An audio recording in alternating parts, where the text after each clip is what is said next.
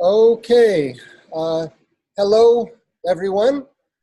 We are now beginning the workshop on storytelling, using storytelling to teach any subject. Here in Chennai, it's Saturday morning, February 9th, 2019. Tomorrow is the final day of our 10-day festival. So we're getting near the end of this festival. But now we'll have this workshop with our two workshop leaders are Ms. Vasuki Ram Manohar and Ambuja Nagarajan. So now they will take over the proceedings. Thank you very much. I am Eric Miller, the director of the Chennai Storytelling Festival. And I want to especially thank Barry Stewart Mann in Atlanta, Georgia, for sitting in with us. Barry is going to make a presentation in a short time. Thank you. And Danya, also thank you for sitting in with us. Okay.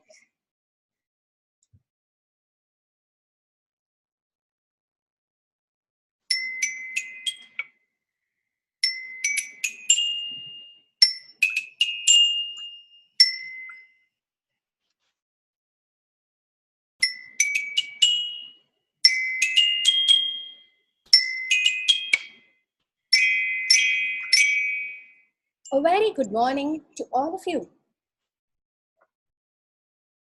We welcome you all for today's workshop on how to use storytelling to teach and learn any subject. So we all know stories can be used anywhere and everywhere. How do we use those stories to teach a difficult thing, academic subjects, to children? And that's the focus for the day. And this is a storytelling workshop. It has to start with a story. So there was this man who was pretty upset about life. Nothing was going perfect. So someone told him, go, Zen. Zen is a way of life. You just go to a Zen monk and just get enlightened. And so this man went to meet a Zen monk. And as soon as he met him, he started, you know what, there are so many problems in my life. My wife is a problem, my boss is a problem, my neighbor is a problem. Right from the morning till the evening, I have so many problems. I can't think about this. I can't, no. He kept going on and on and on and on. The monk, he did open his mouth. There was a table in front of him. There was a jug filled with tea and there was a cup. He started pouring the tea into the cup. The cup was full, but he didn't stop. He kept on pouring, and the cup started to overflow. This man was surprised. What is this? I thought I'll come and learn a way of meditation. Zen will free me from so many kind of problems and everything. What is he doing? Sir, the cup is overflowing. The monk didn't reply. He kept on pouring. And this man said, see, all the tea is going waste. Can't you see that? The monk said, empty your cup, come back, and I will fill it with fresh tea. It is said that the human mind, the human brain is one thing with unlimited capacity. It can be the biggest garbage dump. It can be the biggest treasure. We have so many things in our mind. Did I lock my house? Will I be able to catch the flight tonight? Should I stay for the performances? What's happening back at home? Am I ready for the presentation? Will I get a better lunch in the canteen in the afternoon? This, that, so many things. For us to fill it with tasty masala, ginger tea for this 2.5 hours, let us empty our cups. And for that, may I request you all to stand up for a minute for an exercise. Not a difficult exercise. I never do difficult exercises. One simple breathing exercise. We are just going to breathe in and breathe out. Nothing more. Just close your eyes. Let yourselves loose. Take a deep breath in let it out. And when you take a deep breath, just observe all the happiness, all the positivity, all the blessings into you. And when you breathe out, let go of all the negative emotions, anything that is bothering you, anything that's not worthy enough to think about. Breathe in. You feel so refreshed. You feel so rejuvenated. Breathe out. You feel so light. You feel so elated. Breathe in and out. In and out. Few more times.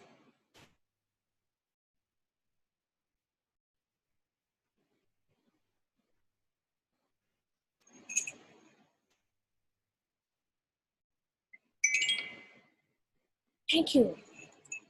Open your eyes and take your seats.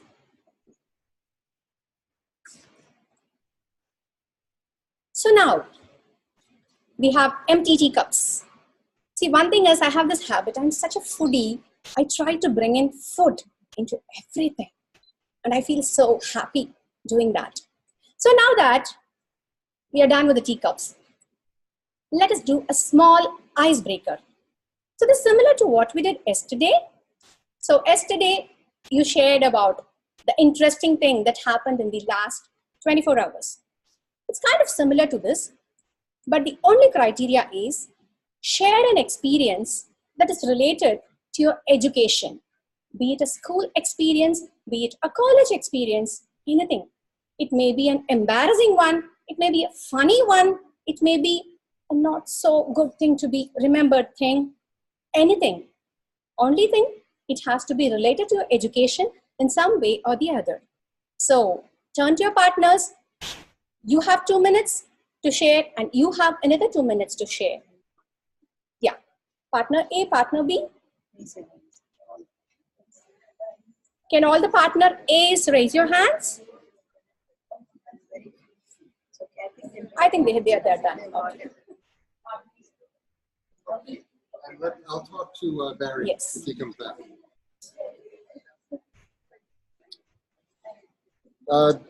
Barry, are you still there?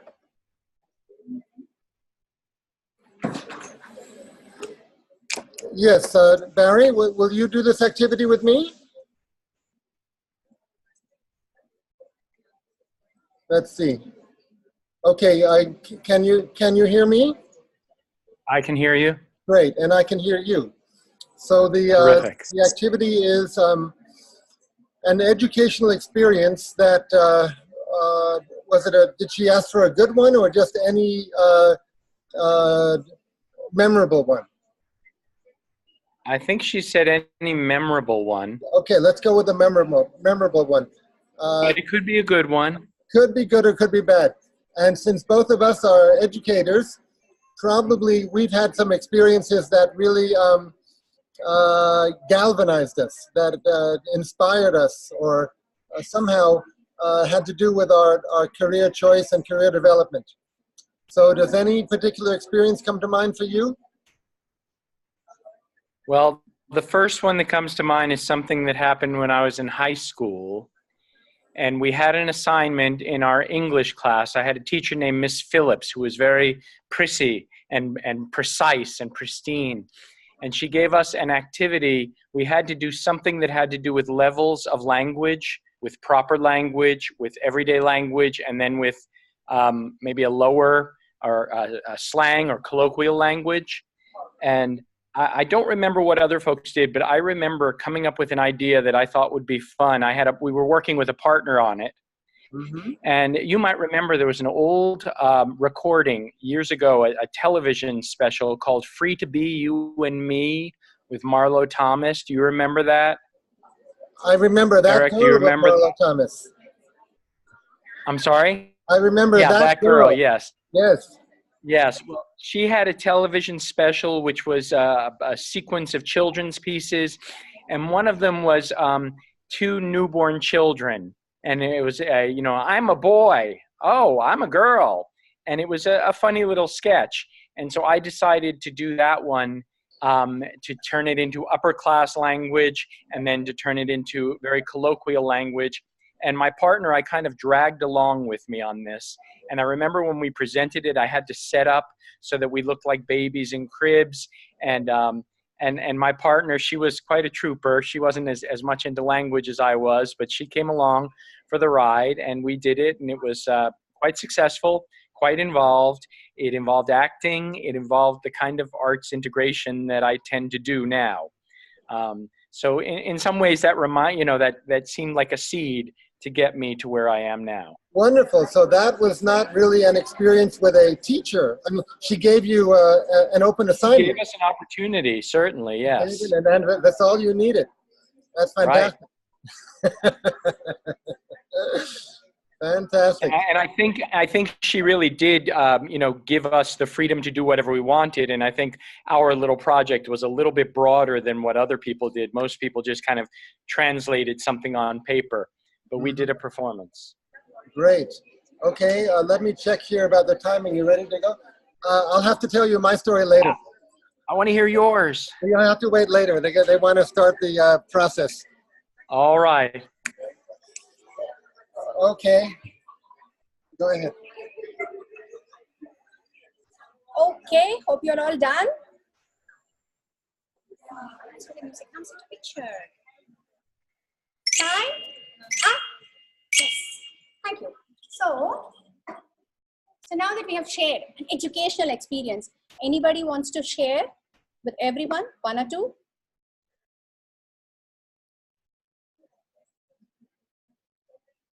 Yes. Put up your hands, just one. Danya, please do. No. Yes.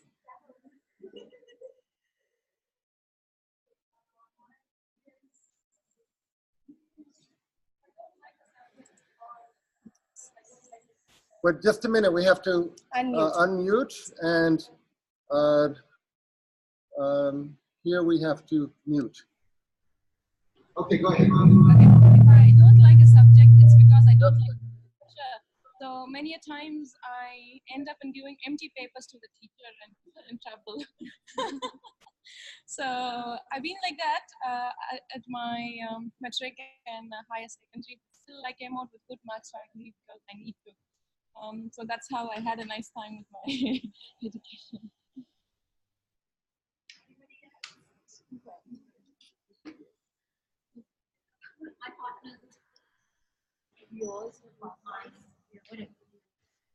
Hi, my name is Rohini, and I was talking here to Shelja, and both of us got into this amazing conversation about this time when you're of a very impressionable age, that is in your teenage, and the impact that teachers had on us by way of simple conversations. So when I was in grade 8, I must have been 13, my teacher taught me how to accept failure and pick yourself up from there. And Shailaja's teacher told her to be a good human being. You know, it's important to not follow rituals, but be clean at heart. And these two thoughts have stayed with both of us. And now we are adults and we still think the same way. So I think we were so impressionable, but we got the right teachers who molded us in the right way. Thank you. Barry, would you share your experience? Certainly. I talked about being in high school. Hold a second. Okay.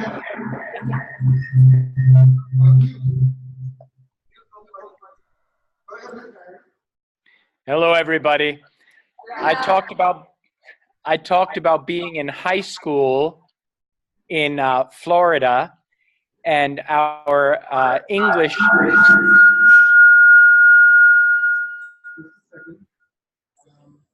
Just a moment.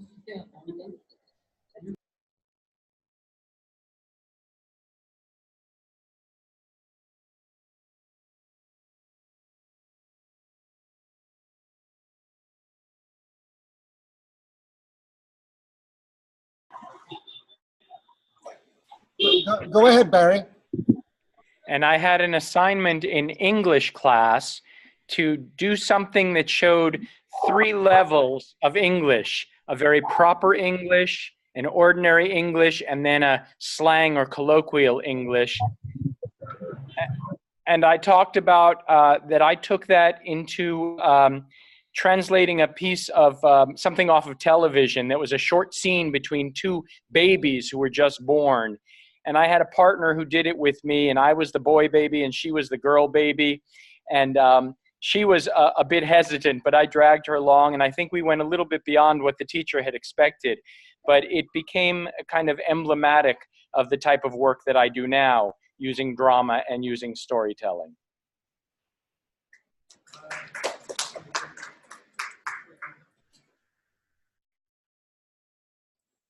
Yeah, thank you. Have unmuted. Okay, okay, go ahead. Go ahead. Yeah. So now that we have shared some nice, funny stuff, let's get into some serious stuff. So, can anyone tell me what is the principle of buoyancy? And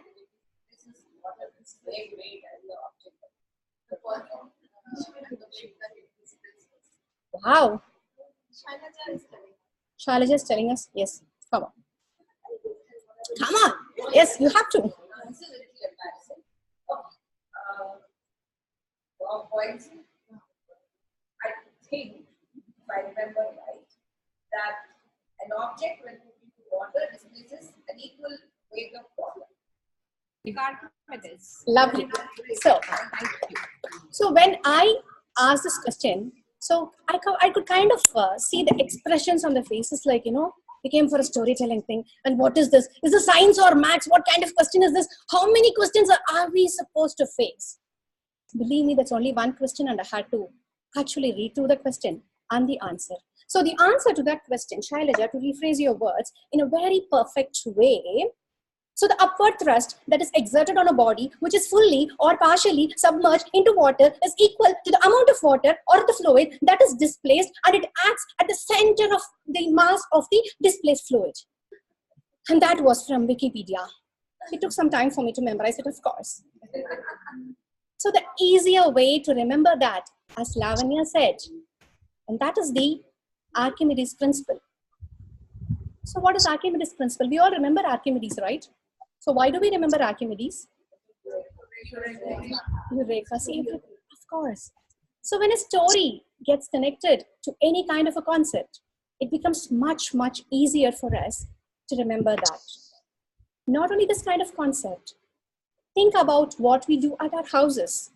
Our grandparents or grandmothers, our mothers, making of idli flour. How does the urad thing ferments? Fermentation. And you cook vegetables. Where does the water go? Evaporation. And you close it with a lid. Let it aside for some time. Take the lid, and what do you see at the base of the lid? Condensation. Condensation. And you have turmeric powder and you have calcium. So remember, when you mix together, it's yellow in color, this is white in color. You mix both, and what color? Red. And all these are concepts. And the point I'm trying to make is, learning of concepts is more important than learning just the definitions or the words. And how do you learn concepts? Stories. Stories help us to learn everything in a very conceptual way and put it into practical use much, much easier than learning it the bookish way. With that, I hand over the floor to Barry. Over to you, Barry. Well, first to me, and then to Barry. Good, thank you. Okay, so now get ready, but not yet. Barry Stuart Mann, who is a educator in the schools in the USA. There's still a system in the USA where artists, dancers, singers, painters can come into the schools and work with the teachers and give instruction. And so Barry very kindly from Atlanta, Georgia, is going to give us a presentation, 2 presentations. One on how he teaches the how television was invented, basically, and then he's going to also present about how folklore stories give a version of explanation about nature. So now, Barry, I want to hand over the mic to you. Let's see now.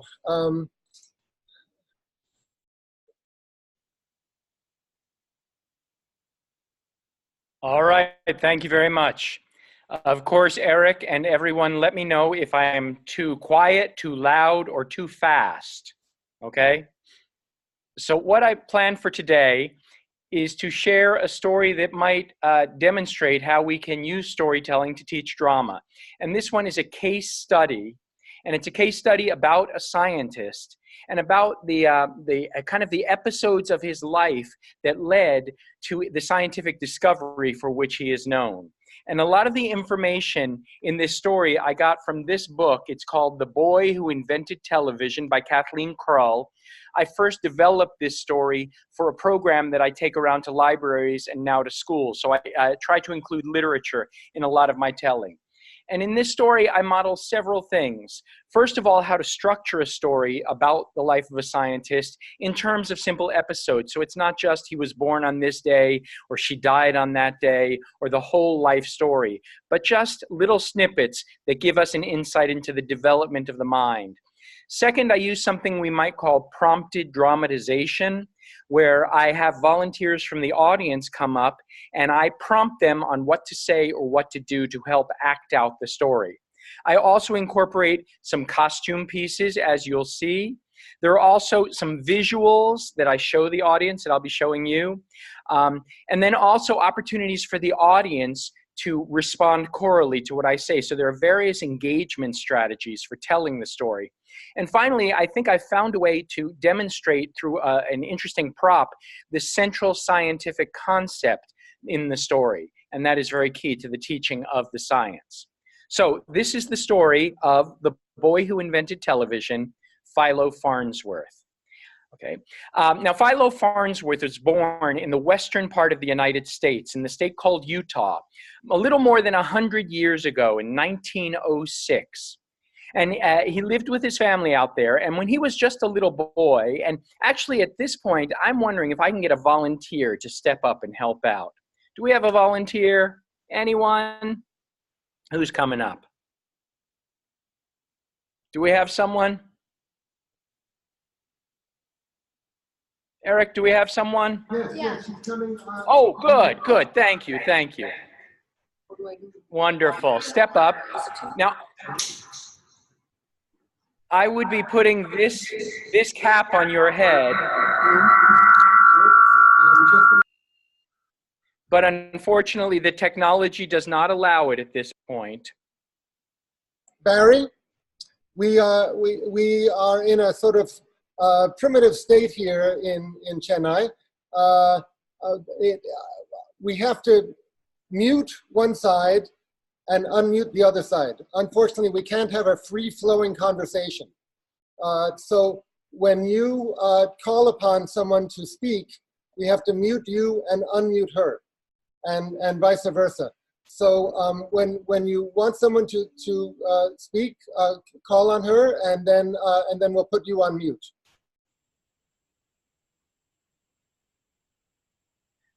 All right.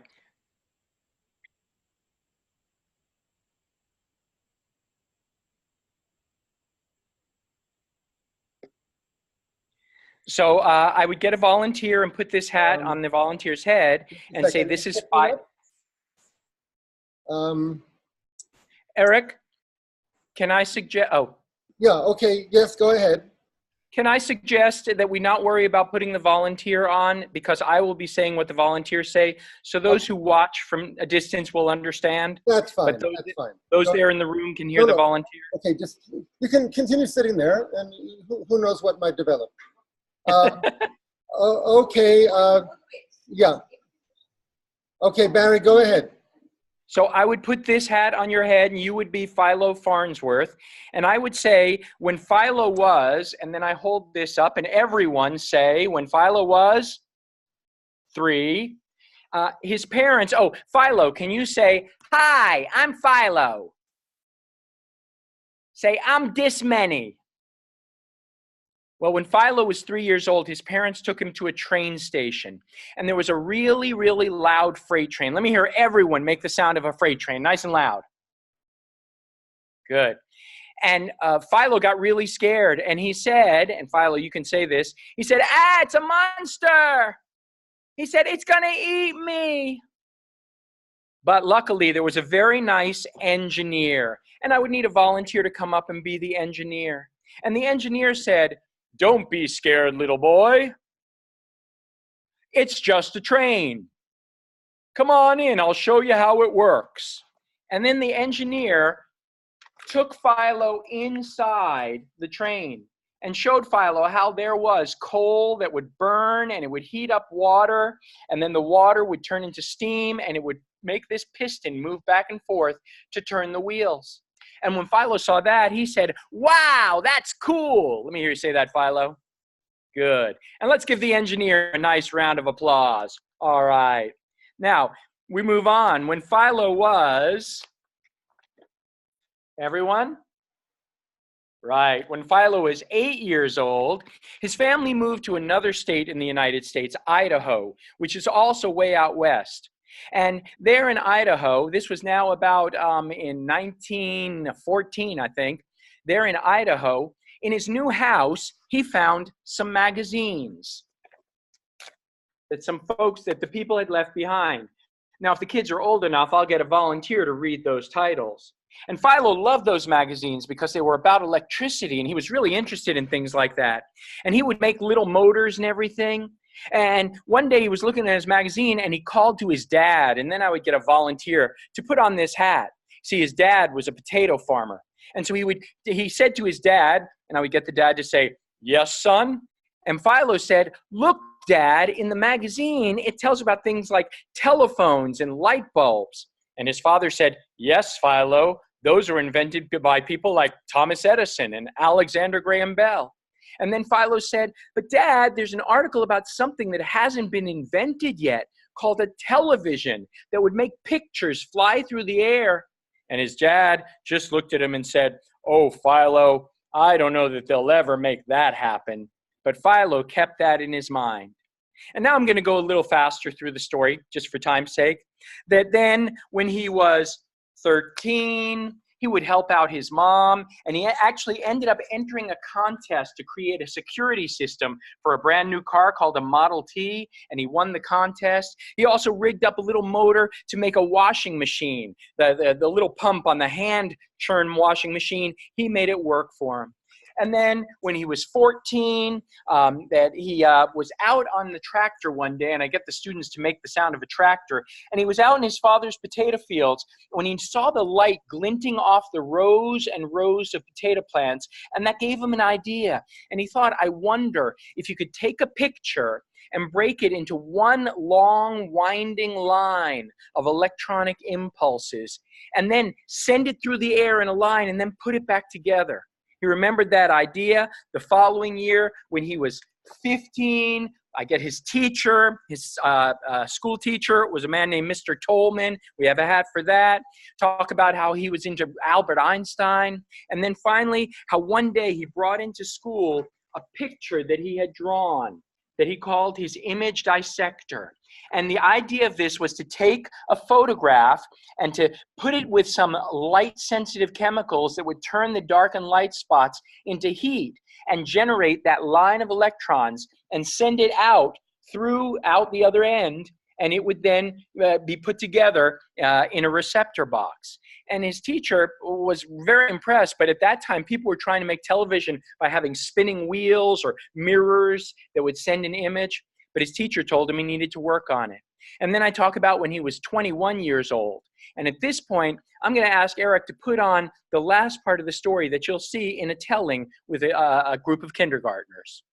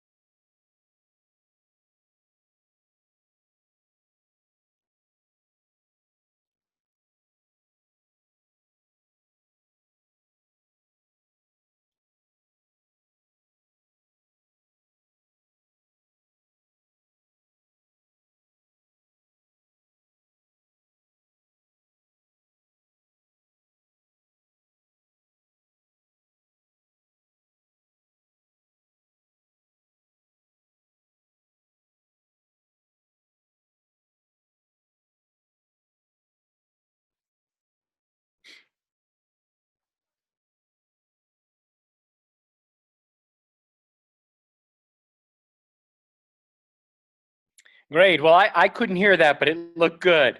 So I think we wanted to just take a minute. You could see the way I used the prop in the story to see if anyone had any questions just about how I used the story and the various strategies I used and how I framed the story of Philo Farnsworth.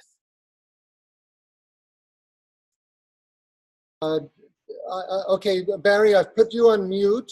And Danya, why don't you get ready? And does anyone have any comments or questions? It was wonderful. Okay, just a second, just a second. Okay. Go ahead. It was wonderful, Barry. And what I can say is the amount of work you have done to show that little thing must have been quite a lot, quite a lot. That's what I kept imagining as to how much work you must have put into it.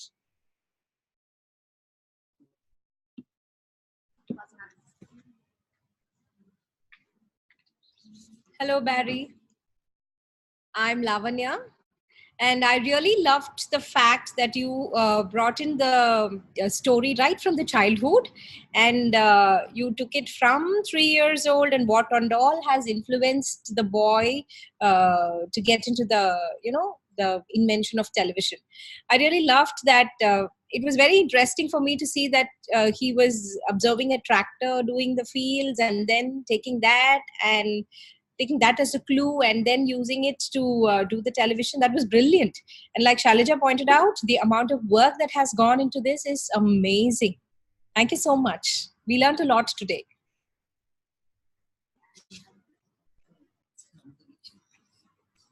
Hi, Barry. I'm Rohini. What I really liked was the way the visual was eventually projected on the television, that little bit by bit that the image came together and it became a whole. I think once you convey a message through a visual, it stays, it has a very big impact. So I'm sure that the kindergarteners will never forget how the image was first projected on television. I think that was really impactful. Thank you so much for sharing this.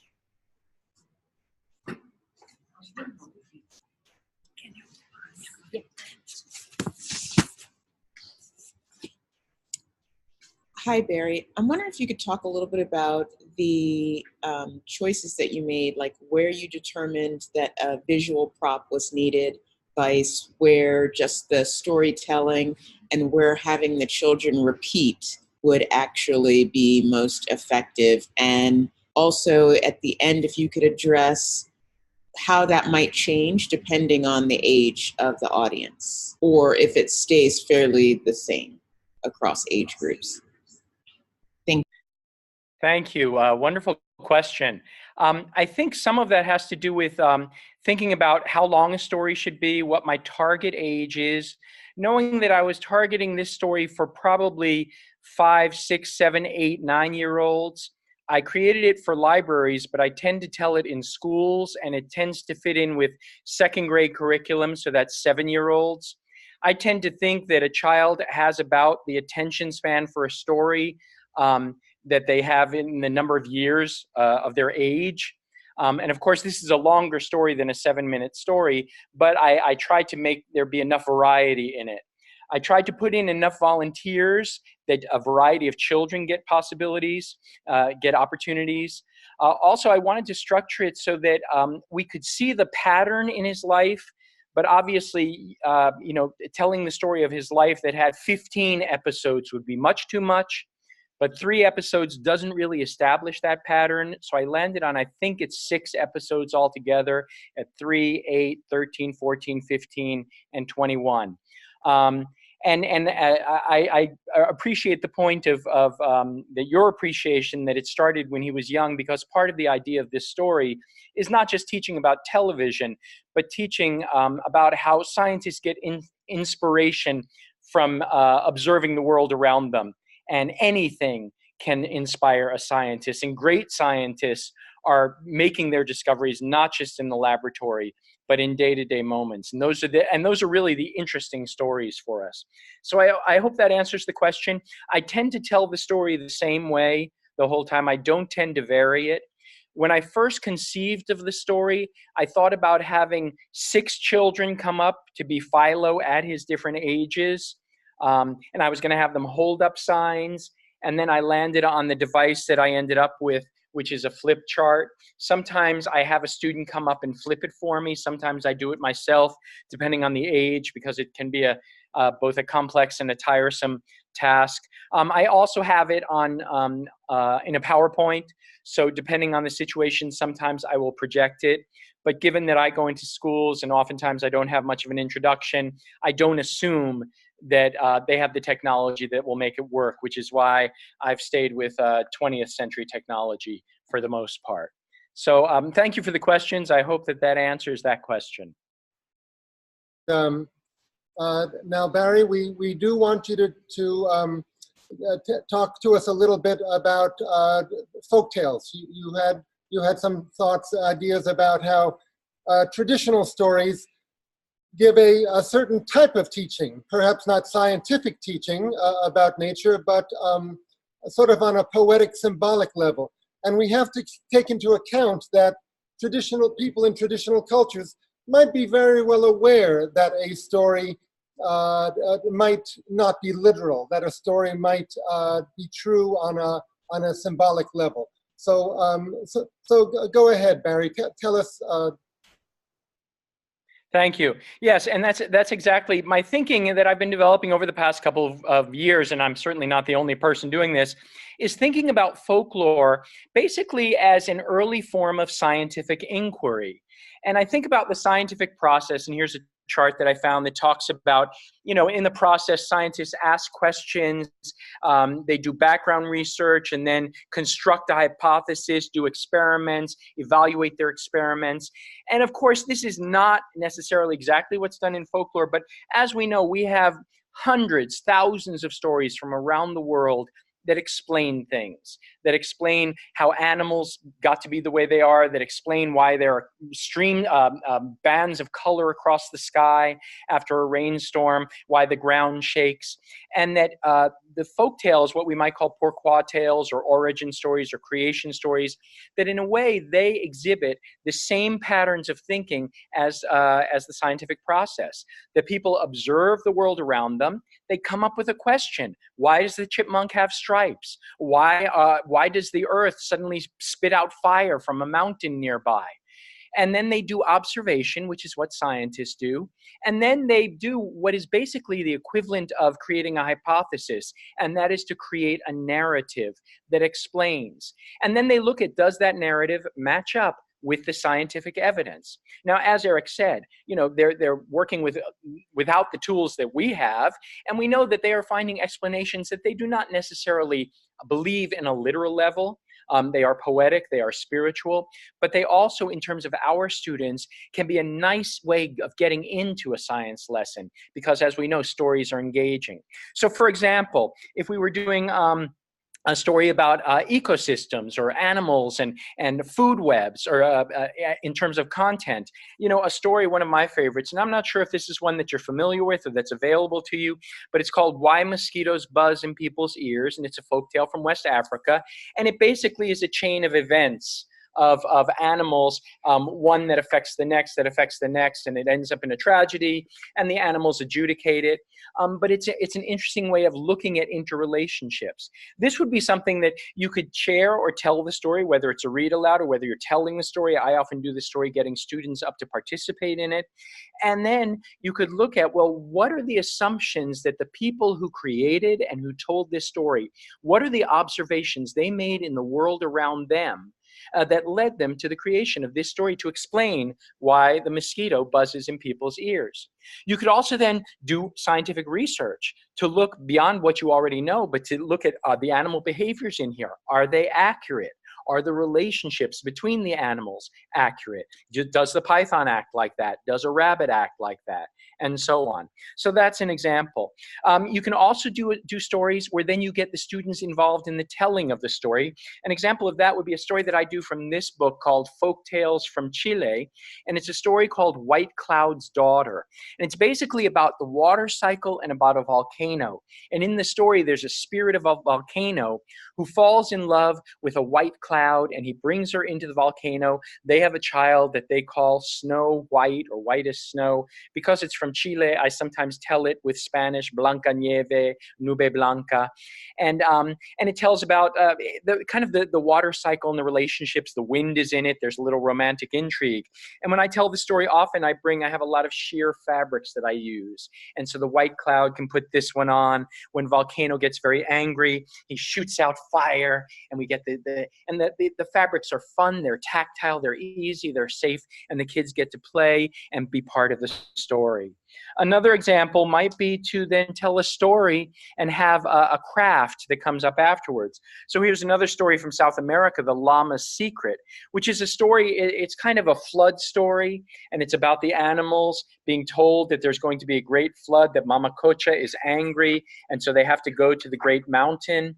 And during the course of the story, there's actually, even though it's not talked about in the story, there is, I don't know if you can see it, an eclipse, that the sun comes and passes behind the moon. And an activity that I do with this sometimes is I have a simple craft that I've created for children where they can have the moon and the sun and then create a simple mechanical setup so that they can see the moon passing in front of the sun. And a last way of possibly using the folklore is to understand that there are some times when the science informs the folklore, but sometimes the folklore informs the science. And in a story like this, Coyote Places the Stars, which is one of a type of story that there are around the world about a being, an animal or humans, shooting arrows into the sky to place the stars. And that there is research that shows that scientists can correlate places where meteors might have been seen, shooting stars have been seen, and they are corroborating it based on the folklore that is found in those places. So the folklore becomes a tool for the scientists, a bit of evidence for the scientists. So those are a few ways that come to my mind of how we can integrate with folklore, with stories that engage the students and that give them a chance to reflect on the science content. Thanks. Great. Well, Barry, you have really found your calling. As an actor and as an educator, you are just a tremendous communicator. Today and also in our preparation for this event, you come in loud and clear. I'm sure it's the case for your students in the classroom, and it was certainly the case for us. Does anyone have any comment, addition in relation to what you just presented? Okay. Go ahead. First of all, thank you so much, Barry, because I really like the facts that you said that science is being inspired by nature many times.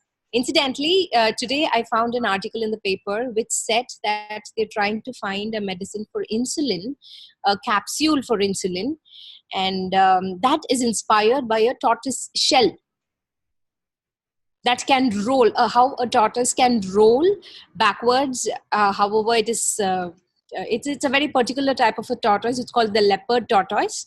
So the insulin medicine is being inspired by the shape of the tortoise shell. So I was really feeling very nice when you said that science has got a great role to play with nature, and observation has been a key aspect of any other thing, any invention. So thank you for that, and that's it. Thanks. Okay. Did you want to say? Hi, Barry. This is Seema. It was wonderful to be a part of your presentation. I just wanted to say one thing, that recently we started a project at Nehru Planetarium. And inside the planetarium, the dome, we have storytelling, and the stories are either traditional stories or why kind of stories, that why the moon waxes and wanes. But they're generally fantasy. And after the story, the people there who are the scientists, they explain why it actually happens. And it is done like an experiment and people experience it. So I think that, picking up from what you did, all these props which you made, especially in the story which we witnessed, the one with the frame, we must add that also to our stories. Thank you. And I pointed out to Barry before that to be able to talk to a class and keep the class going, and at the same time weave that cloth back and forth, that's something in itself. Okay, I think we're going to pass the microphone back to Vasugi and Ambuja. Barry, thank you so very much. Do you want to, yeah, here. Barry, why don't you just say a few thoughts here at the end of your segment? No, I just appreciate the opportunity to chime in. I'm going to stay on and listen in. I probably will take my video out, but I'll be listening and watching, and I'll be interested to see what's going on here. And just thank you all very much. Great. Okay. Thank you again, Barry. Go ahead.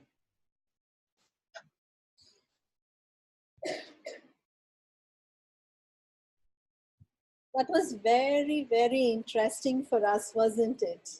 Yes. Now I'm going to put you in the mode of 5 or 6 year old kids. You have to pretend you are 5 or 6 year old kids. I'm going to tell you a story. You listen to the story. At the end of it, we will do the analysis. We will look at what concepts the story had, or what we can use, how we can use it to teach children. Those kind of things that then we go into teacher mode, and we try to split up the story and see how we can use it for the teaching process. My story is called Theodore Mouse Goes to Sea. Theodore was a mouse who lived in the quiet town of Mouseville, and he was a very laid-back kind of a mouse. He slept in the attic of his house on his 4-poster bed, comfortable and cozy every night. Every morning he got up and joined with me. He brushed his teeth, he combed his hair, and he climbed the steps to the terrace of his house. And he sat down and he watched the sea in front of his house. In Mouseville, people were busy going out with business. He could see them. There were mouse who were flying kites. There were mouse who were digging up their garden. There were mouse who were playing games, everything. But Theodore was not interested in any of this. He sat on top of the terrace, leaning back on a chimney pot. He had only his friend, Beatrice Bird, with him. She always said, "Tweet, tweet." That was her only conversation. She sat there and he looked at the sea. Theodore felt the only thing alive, moving, and different was the ocean in front of him. One day he told Beatrice, "Beatrice, life is so boring. We need to do something." Then it hit him that day, like a bolt out of the blue. He said, "I know what we should do. We should sail the ocean." But then he thought, doesn't one need a boat to sail on the ocean? I don't have a boat. Well, but I have my 4-poster bed. So he quickly ran up and he's shouting all the way, "Beatrice, will you join me and be my first mate?" Beatrice said, "Tweet, tweet." And quickly they ran up. They dragged the 4-poster bed down the stairs. They dragged it across the beach and they took it to the water. And Theodore pulled off the sheet and he tied it to the 4 corners and he set his boat into the ocean. He climbed on. His mom, his dad, all his siblings, his neighbors, cousins, they all rushed over and said, "Theodore, what are you doing?" And Theodore said, "Oh, I am going on a journey around the world." And his mom was very worried. She said, "Theodore, there are nasty pirate cats in the ocean. What will you do?" And his father said, Oh, son, you have to be careful about the water rats. They are worse than the pirates. But Theodore said, Mama, Papa, don't worry. I'm fine. If the pirate cats come, or if the water rats come, I will bump them and bop them. I will bash them, and I will be safe. So they got onto the boat and they set sail. They sailed and sailed for a long time till they reached a place which was sunny and hot. They reached a lovely beach with white sands. Theodore pulled his boat ashore. He told Beatrice, Beatrice, this is a wonderful place. Look at that, sunny, bright. And they went inside. It was lovely staying near the village in this hot place. They had pineapples, bananas, oranges, papaya every single day. And then in the evening, around the campfire, they watched hula dancers on the beach. And they could see strange animals among the trees. Life couldn't have been any better. They lived outdoors, and the colorful flowers that bloomed around them always made Beatrice so happy. But after some time, they decided to continue on their journey. Again, they got back onto their boat and they set sail. Now, they went far away over the ocean till they reached a cold place. A cold and chilly place which made their toes and fingertips very, very cold. They had to wear warm clothing. They had to wear gloves. And they got onto this strange land of ice and snow. They saw strange creatures with long tooths and a very, very blubbery body. They saw people fishing on holes with a long fishing rod. And when they walked on the snow, they were told to put on snowshoes and walk on the sand. Walk on the snow. And when they crawled into their houses, which were made of snow and ice, they had to really get down and crawl inside. They called these houses igloos. This too was a very good place for them. They learned so many new things from these people. After some time, they thought it is time to go home. They got back onto their boat and they sailed back across the ocean. And when they were midway, a big storm raged.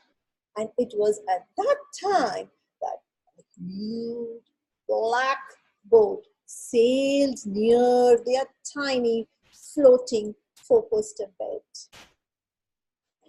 The water pirates were there. The pirate cats were there. They looked at Theodore and said, "Hey, little mouse, what have you got there? What are you doing here in the ocean?"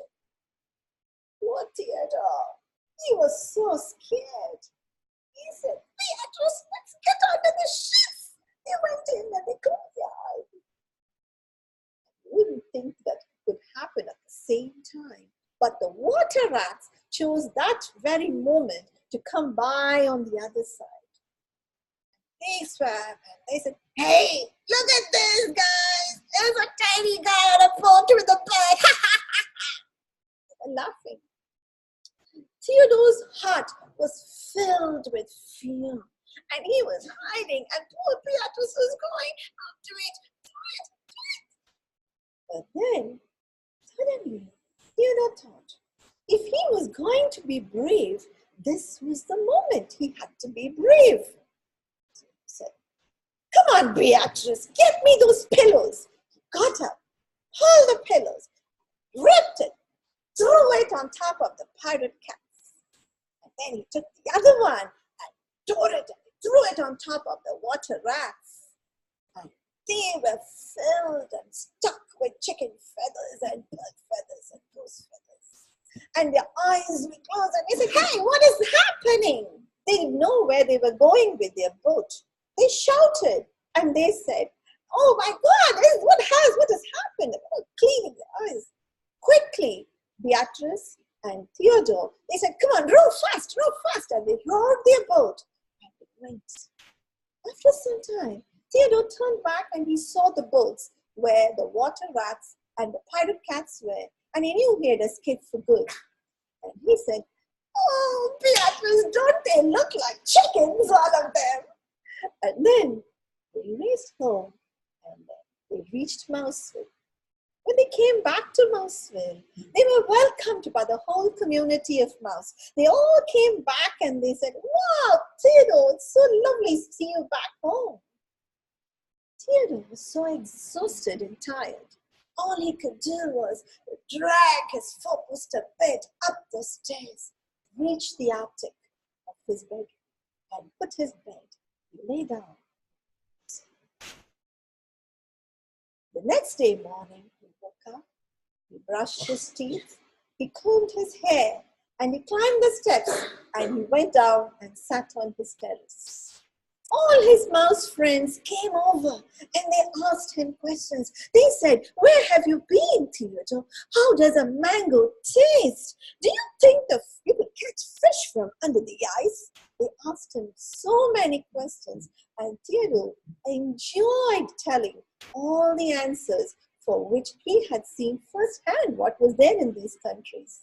And believe me, from that day, Theodore Mouse never did feel bored.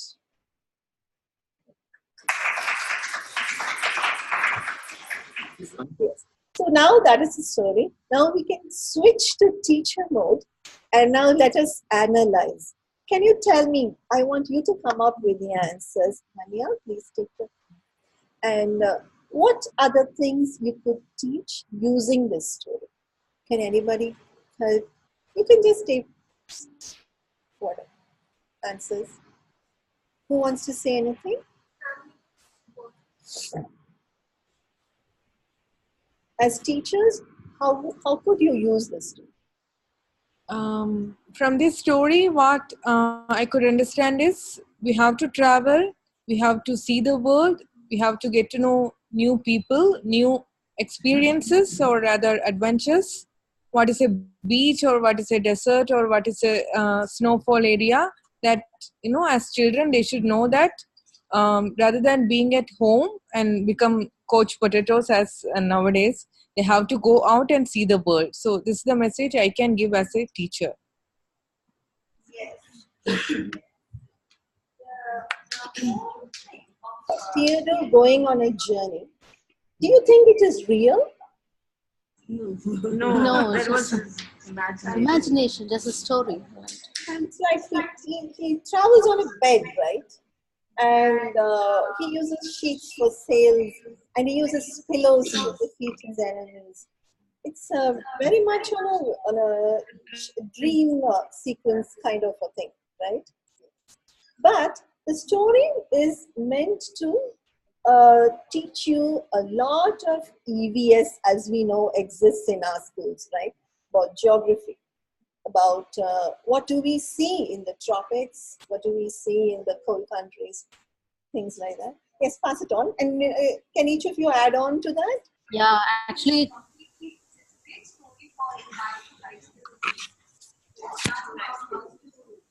we can be very curious and not let the curiosity go down. It tells about how you can, there is a spark inside you, and how you take that spark and move forward, like Theodore did. And problem-solving skills. They faced a pirate. So how did they do? What did they do? Did they get back? So I think the story, apart from getting into the actual geography, yes, it has got so much to do with life skills and develop the child as a person, face the challenges that the child might go through. It's a wonderful story, and thanks for sharing that. Can I add something to that? Just adding to what Lavanya just shared, apart from life skills, I think the story worked very well in terms of, elements of friendship. Beatrice never abandoned her friend. Apart from that, problem solving, critical thinking, a lot of that. And I think it is very multidisciplinary in nature. For a teacher, as an educator, I would, probably add a few elements of vocabulary here and there. And then, of course, keep in mind the EVS learnings that you mentioned. But also, they were so ingenious. You just spoke about the 4-poster bed and sheets. And so, thinking on your feet, they were in trouble. And picking up from what Lavanya said, that, okay, you need to face your fears. All along, they knew that there will be these pirate cats and these rats. But then it was that moment, and then they chose to fight their fears right there, and they came back. And apart from that, a very interesting element that worked for me is in the end, when Theodore went back, he shared his knowledge. And I think that sort of sums it up like a full circle, that what he saw, the and maybe he even inspired other mice to take to after he came, many mouse might have been inspired to go to see and look for themselves, right? I think for me, apart from drama, vocabulary, EVS, it's wonderful, even, so much to, okay, what happened next? Yes. Or if you were one of the mice who Theodore shared the experiences with, what would you do next? Yes. So building on from there. You know what? This is the kind of story that you could even take for a whole month or a week, or even, and each section of it. What is the geography content that you can deal with? Or even when they go to the tropics, what kind of fruits or animals they saw there? How was the climate? How did people live there? And then you go again, and then to the cold countries, where do they live? What are the practices? What kind of homes they live in? Yes, Shailaja wants to say something. No? The thing is, like you said, it need not be only geography. Exactly. It can be, physics, chemistry. Like it can be about light also. The little ones can be told even about light. Like you just close your eyes, you can't see anything, even if you have the best of vision. So you need light to see. So they entered and there was nothing, all around darkness. They couldn't see and they wondered, why is it we can't see although we have the best of vision? And then the light can be introduced like that. So as teachers, we do know that attaching a story to a concept is the best way to carry it to the children. And we know that the best and story that carries emotion with it, as Lavanya said, the feeling of, feeling helpless, a feeling of having overcome your problems, all that attached to the scientific concepts and things that we learn will help them to embed this knowledge forever in their mind. So this is what I was trying to get at. Thank you very much.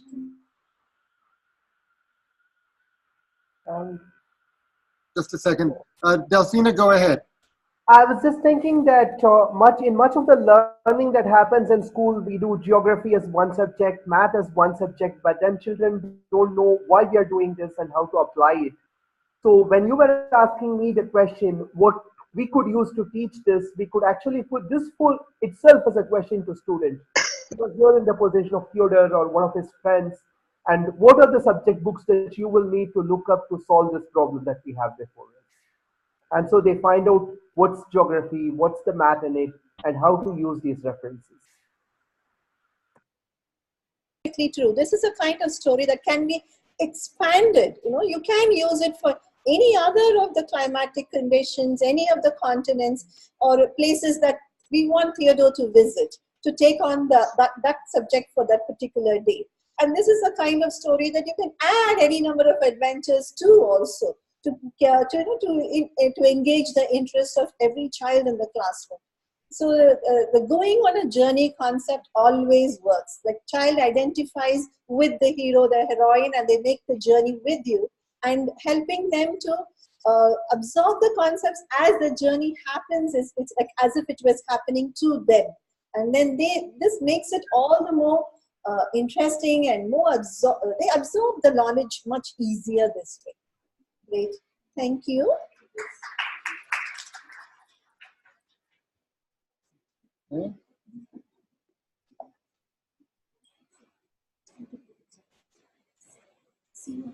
Okay, who's coming now? Our next person on the workshop is Seema Wahi Mukherjee. She's known to all of us. She's very popular. with her puppets and her school teaching curriculums. And she is here to tell us how to integrate the scientific concepts with the storytelling, right? Come see. I have the pen drive. You need to find it on the pen drive. But just a second, our voice is being recorded. We're going to go on to screen share. Okay, here we are. Which one? Okay, I'm going to copy it. I'm going to paste it.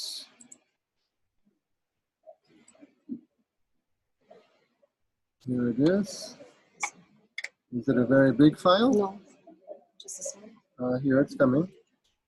Okay, I'm going to close this. Eject. Okay, now we can take this out. We put this up here. Now, I'll open it later. I just need this. which one do you need? The first one. Yes, the images. Which, all of them? Yeah, I'll show one by one after the presentation. Okay. Or I can show you that. No, it won't come up. Why don't you just give a spoken introduction? Yeah. Okay. Hello, everyone. My name is Seema Wahi Mukherjee, and I live in Gurgaon. I work a lot with schools. Okay. Okay. So I am really happy to be here, first of all, and and I've been watching people tell stories. So I thought that instead of telling the whole story, let me come to how to integrate storytelling in education. So they have already talked about science and EVS. I thought I'll bring out maths element. Is it okay if I look at the audience? Oh. Okay. All right. So I had a particular brief for the school, and they told me that I had to make the learning interesting. And they gave me grade 1 to grade 5 for that. I went through their text, and they wanted me to stick to the textbooks and make the textbooks interesting, basically. Now, the textbooks, if you see the language textbooks, the stories are just given in brief. There is no background. And many of them, if you just read it just like that, they don't make so much sense. So I read the language books, and I read the maths and the science books, and I looked for interconnections. Now, one such story was a pound of butter. Many of you would be familiar with the story. I'll give a brief of the story. There was a farmer who used to sell butter and milk. And there was a baker who would buy butter from this farmer. Now, over the years, they became friends. And one day, the baker said, why don't we start a barter system? Rather than buying from each other, let's do one thing. For 1 pound of butter, I'll give you 1 pound of bread, 1 loaf. The farmer was a simple man, and he said, okay. And this continued, this barter, every week. Now, many months passed, and the baker felt that the butter was becoming lighter and lighter. So he thought, this farmer, he's doing something. And he took that butter which had arrived and he weighed it. Now, when he weighed it, he realized it was not 1 pound. And he was fuming mad. He went to the king, and he told the king that in our kingdom, we have someone who cheats. So you must call him here because he has been cheating me. He gives me less than 1 pound of butter, and he says it's 1 pound. So the soldiers were sent, and they all marched, and they got the farmer, and they presented him in court. The farmer was trembling that, what did I do? What have I done? And the charges were brought out against him. They told him that you have been selling less quantity. Now the farmer looked at the king, and he said, Your Highness, I'm a poor man. A few months back, I lost my weights. I have the measuring scale, but I don't have any weights. But you know, this baker, he said that we can do a barter. For 1 pound of butter, I can get 1 pound of bread. So since then, I have been putting butter on one side and the loaf of bread on one side, and that is how I weigh my butter and I sell it. So who is the real culprit? Who is cheating? Now the king looked at the baker and he was very angry. He thought he would punish him. And the punish should be really, really severe. The punishment should be very severe. But the farmer said, sir, he made a mistake. I know he tried to cheat me.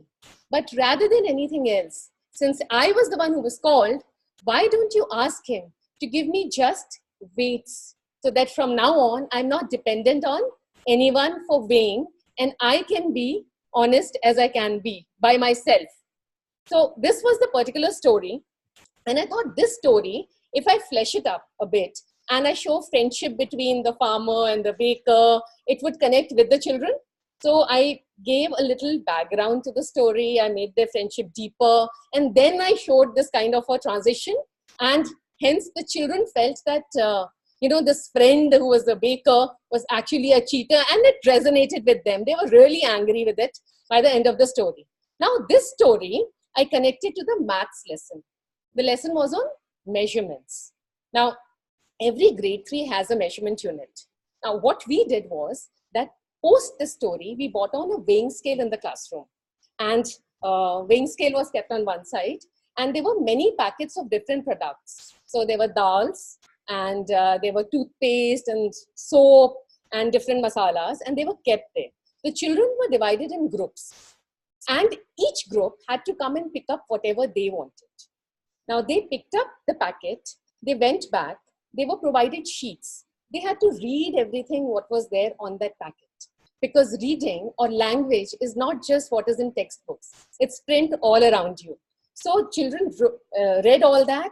They made notes of what they found. And then after that was their estimation. They had to just see what weight was written on it, just estimate whether it would be correct or no, and write whether they think it's correct. Once they had done all that, one by one, each group came and they really physically weighed it. Now, some groups found that the weight was just the same. So if it said 500 grams, it was 500 grams. Some groups found that the weight was more. And they were delighted, especially one packet of biscuits, I am forgetting the name. They said, oh, they're selling more than they promised, so we must buy from this brand. And one group found that the weight was 10 grams lesser. Now, they felt so disappointed. It was as if they had been cheated, as if they had bought it. And they were strongly, their faces fell and they were like, this is wrong and we will never buy from this place again. And after they went back, now there were 3 things to this. They had to write something. What they had to write was that how did it feel when the weighing matched, did not match, or was lesser? So what happened? And have you ever cheated anyone in your life? Have you ever told a lie? And then has anyone ever cheated you? So they talked about, and they wrote about this. One boy wrote, no one has ever cheated me. And then in the other section he wrote, but I have cheated my father because I lied. And so this became, the entire thing then, what I felt was divided into 3 parts. One was the knowledge. So the knowledge which they would gain. Now in maths, the context was pound, but we were weighing actually in kgs. So we talked about units of measurement. So maths element went from their units of measurement. Now, second was skills. So what skills would they develop in this story? Reading, perfect. What else? Thinking skills, okay. Self-management, very nice. What else? Narrative skills. Anything else, Rohini? Experiment by yourself. Estimation, and then observation of what it actually was, and then comparison.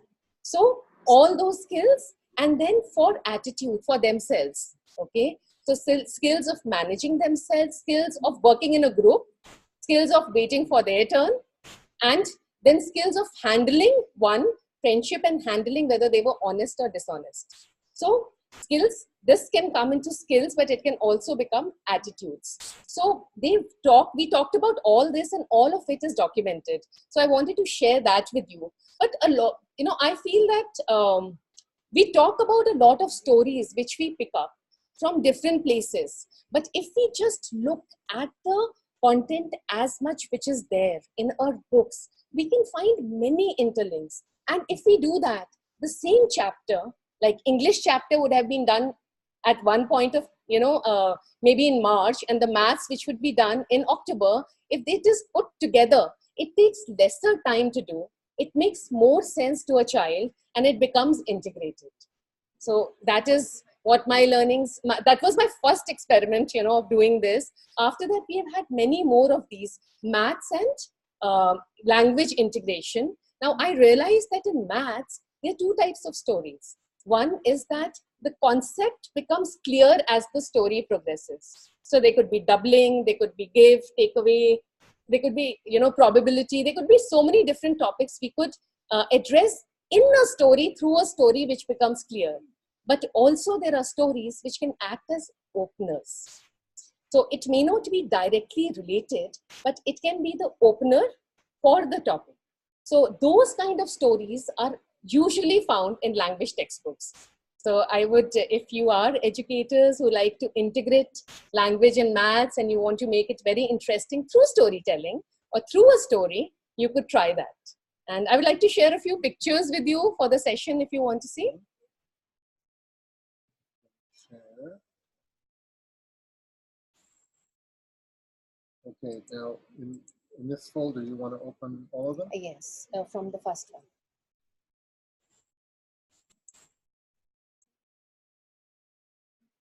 Okay. Okay. So you can just do this to go down.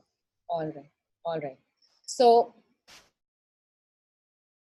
this is the first one. All right. So this is post story. So my focus is post story. So this is post story. You see the weighing scale and those packets, and children are seeing and they are trying to understand what they would have to do. These are the packets which we got. Now they looked at it and they wanted to know that how will they read for information, what all can they read. And then finally the groups came and they took a packet each. Now they are studying what is written on the packets. Yeah, and it becomes actually easier to manage the classroom also if you have a classroom like that in groups. So you can pay attention to each individual group, and they came to measure. To weigh basically. Now after that, the other group came and they wanted to check whether it was on zero. Yeah. Yes, they learn to handle things. Yeah. Yes. Yes. Yes. Yes. On the zero error, as well as when they go to the market, they started reading the cost of the product. And they started, then when they went into what should they buy and word problems that faced with something, it was easier for them to relate it to real life. So they are writing together. Now this is each one. And if I could, this particular one here, this boy says, no one has been dishonest with me. And here he says, to answer this question, have you ever been dishonest? He has written, yes, I've been dishonest from my father. So I understood that his language needs, more working on. So he wrote that, and we had many discussions about it, about dishonesty, because learning, and I realized stories are the best openers because they bring out what the child feels. So that's it.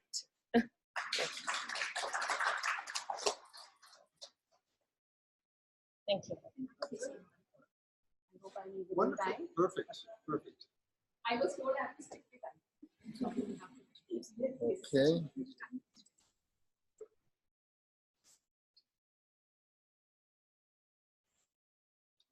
Okay, here we are, and please. Okay, so now we are going to break for a little activity. So what we are going to do, so let me explain a simple example. We all know this formula, a plus b the whole square equal to, okay, the mirror image. We all know that, right? So there is a little story behind this. There was a boy, Anand, and there was a girl, Banu. And both of them lived in a house. On the roof of the house, they saw two birds. They wanted to catch the birds. So both of them came out of the house. Anand jumped 2 times and Banu jumped 2 times.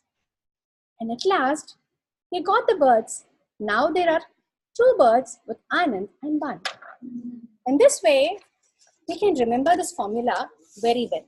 This is one example which I wanted to share, a simple example.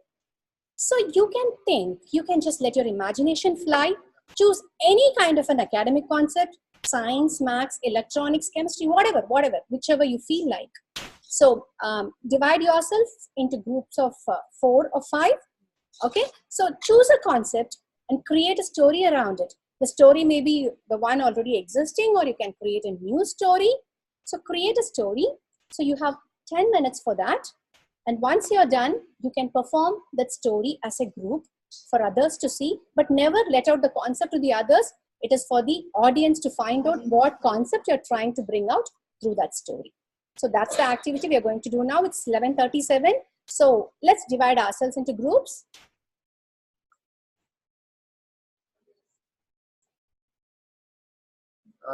You can move your, I think you can move your chairs. Why don't you let me talk to the people online? Yes. And you just talk to the people in the room. Sure. Nirupama, Delphina, will be our own group. Just 1 second here. Okay, I'm going to try to get a chair. Just a minute. Sure.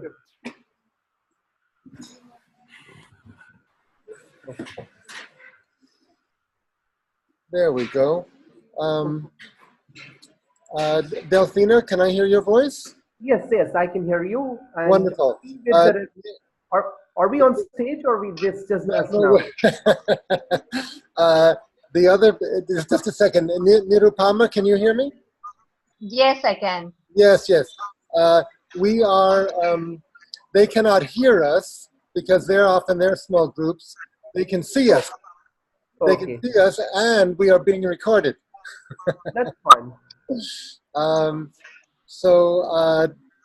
Prima, we've just seen your picture with a child, and this Warren, we're just seeing a blank camera for you. Melanie was seeing a blank camera. Barry was seeing a blank camera. So I take it you're listening, which is fine. So Delphina and Nirupama, what do your friends call you? What's a short name for Nirupama? They call me Nirupama, but you can choose your own short name. But if they can't say 4 syllables, if they just want to say 2 syllables, what do they say? Sure, Niru.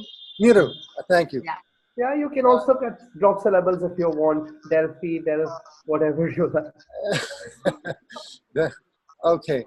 And please call me Eric it's only 2 syllables.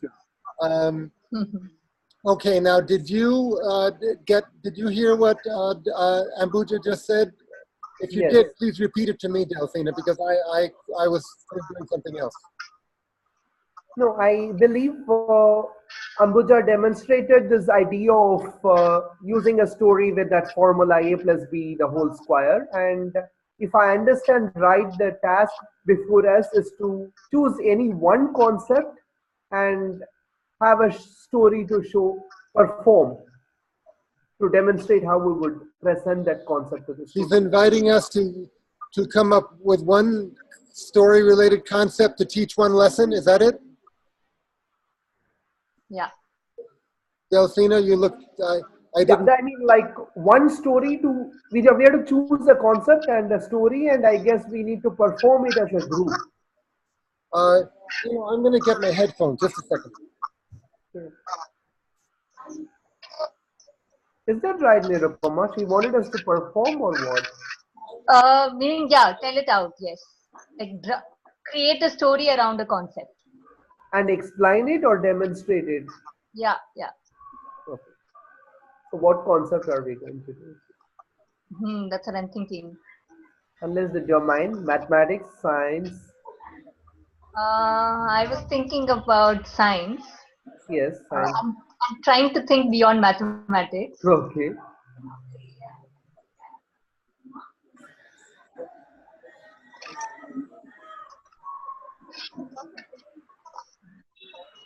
I think, how about water expanding when frozen? Yes. So at what level are we presenting it? Just the basic level of understanding that water when frozen, meaning when the liquid gets converted into solid, it actually expands. Yes. There has some lot to do with the covalent hydrogen bonding. Okay, I didn't go into the chemistry part of it, just the physics part. Okay. You have any other ideas? That looks fine. That should we wait for Eric to get his headset? So I think, okay, but if, okay, let us maybe try to see how we can work on this idea if we are going to do this. How are we going to put a story into that? Are we going to personify water and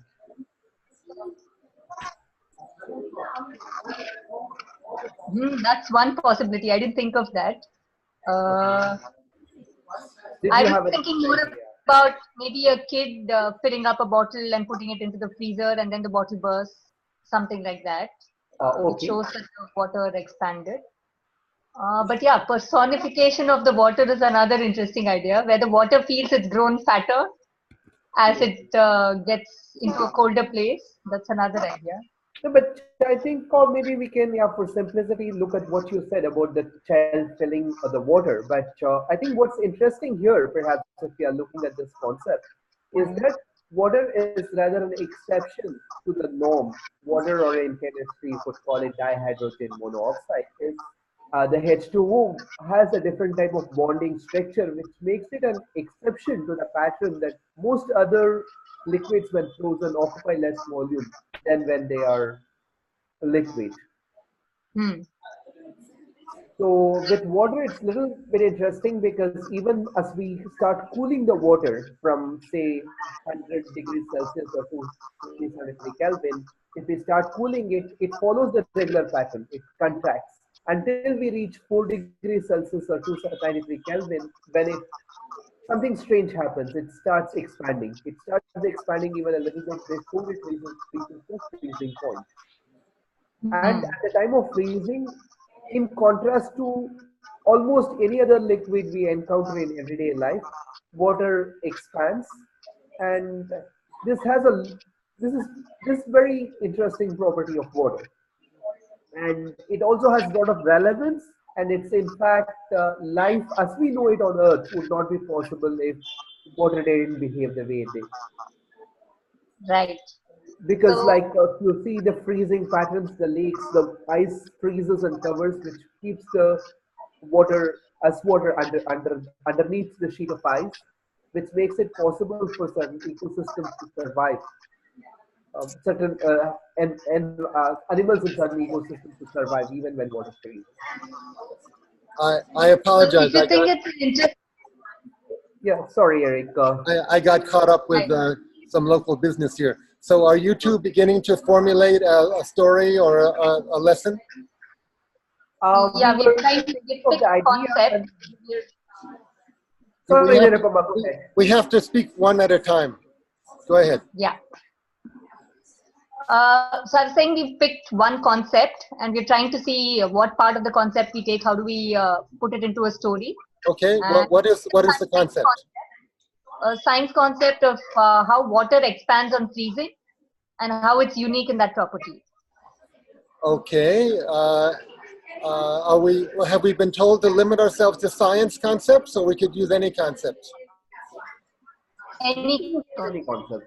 Okay, so okay, let's stick with this. It's a good one. The topic of how when water freezes, it expands. Is that the concept? Right.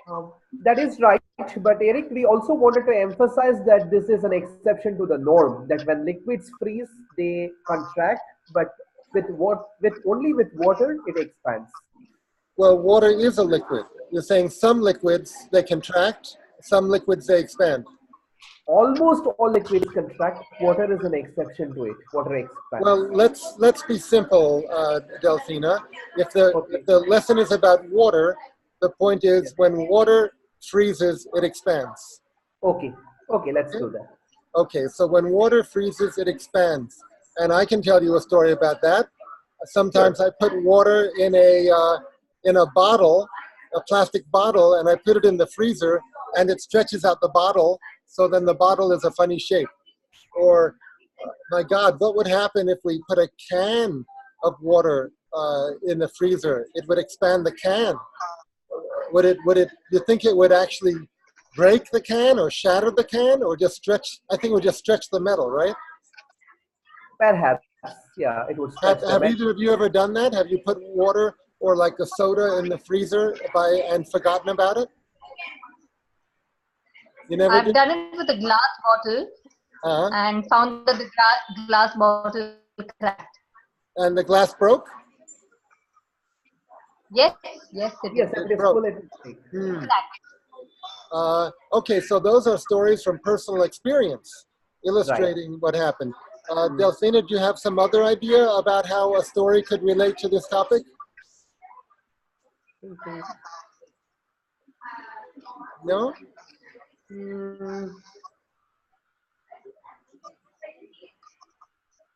I'm thinking of like Superman and Mighty Mouse, some of those superhero characters.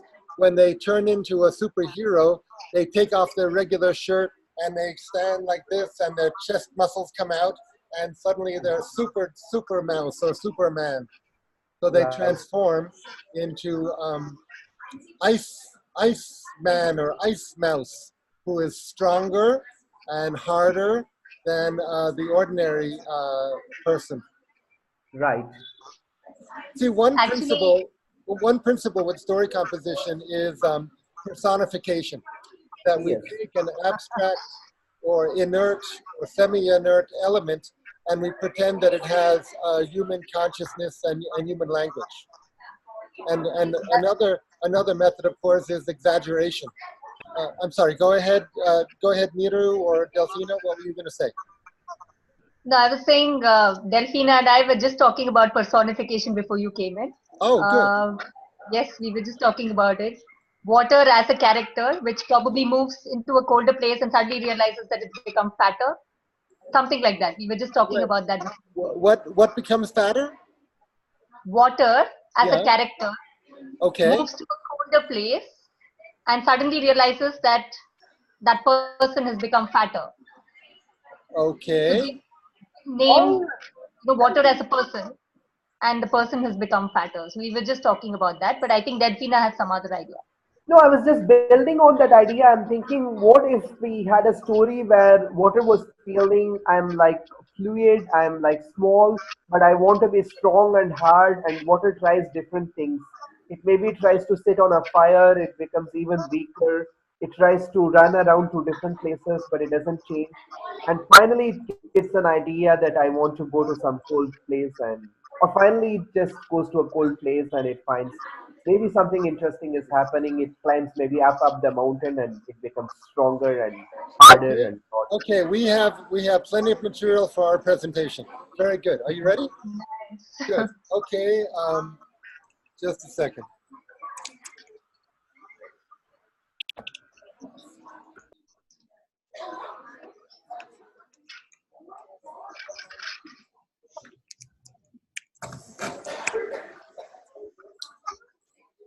Okay, go ahead. Call the meeting to order.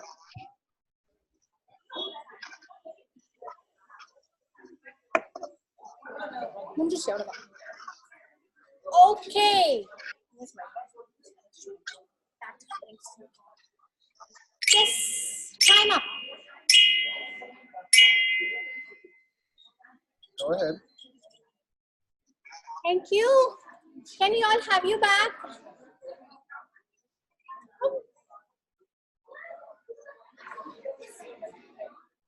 Yeah, I can see that everybody's so engrossed in the story.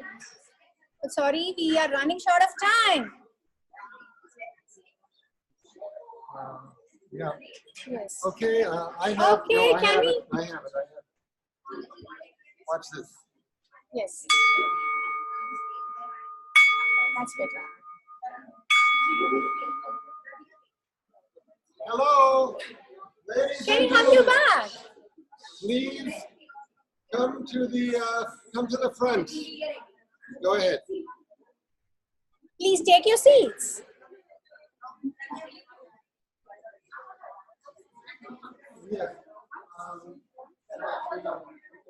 Okay, we are ready. Okay, now we have the first group on stage. Let's clap for them. Come on.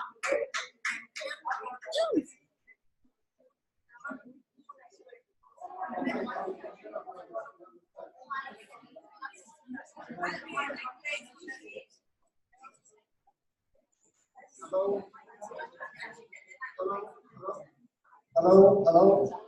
Yes, can we have you all back? Hello. Yes. Take your seats.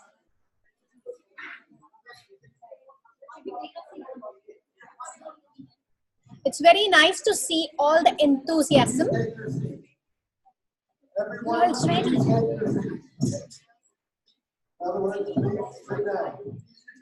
Boy, they're very activated. Very activated, They will yeah. sit down. Yes.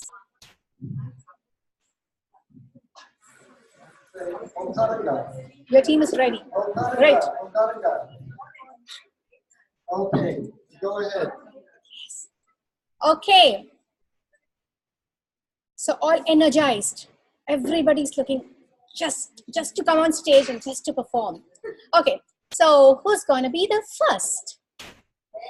Okay, we have the first team on stage. Please.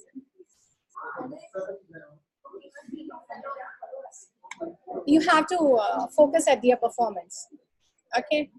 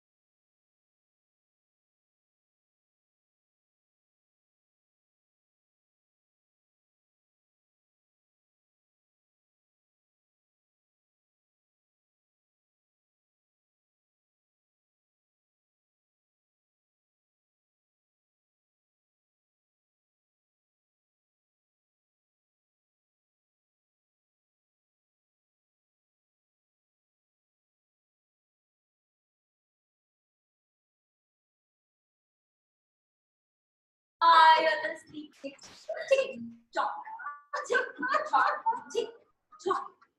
One quiet night, the clock struck midnight. Silent speck sneaked out with a fright. That's it. That's it. I can't take this anymore.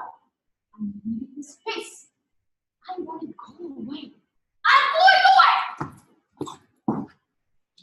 It landed on the baker's table. Frightened and lonely, it felt quite unstable. Quietly jumped off and ran and landed straight into the pizza pan. Huh? This looks like 1 o'clock, remarked the speck after much thought. Sadly moved on with a sigh and came upon the cherry pie. It crept up to the plate and peered and noticed something it feared. Doesn't this look like 3 o'clock?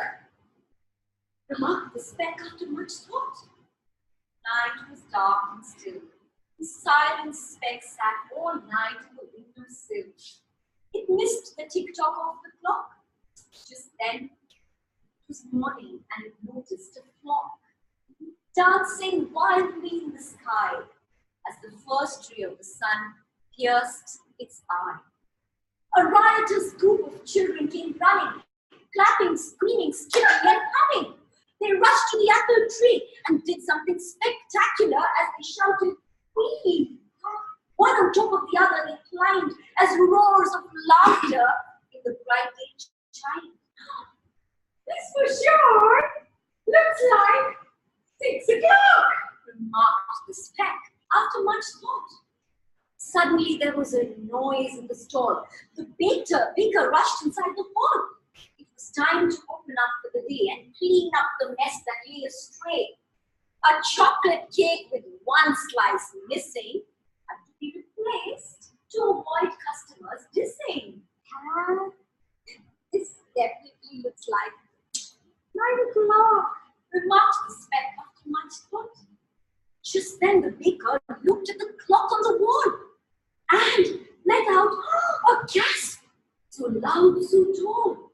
Inside the clock,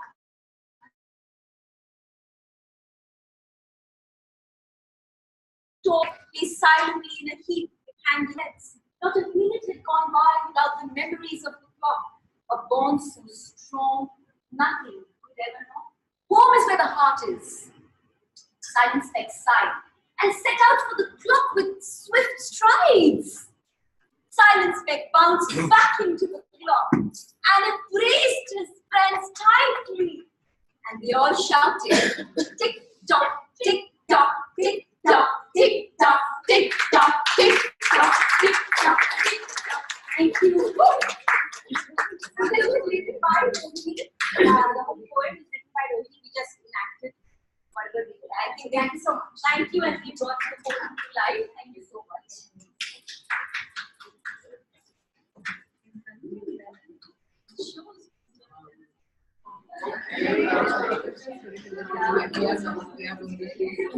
Now I think can we hear from the distant people?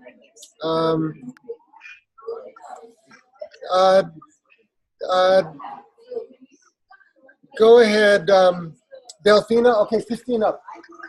Sure. Go ahead. Sorry, Chris. Yes, I was thinking we could have a story like this.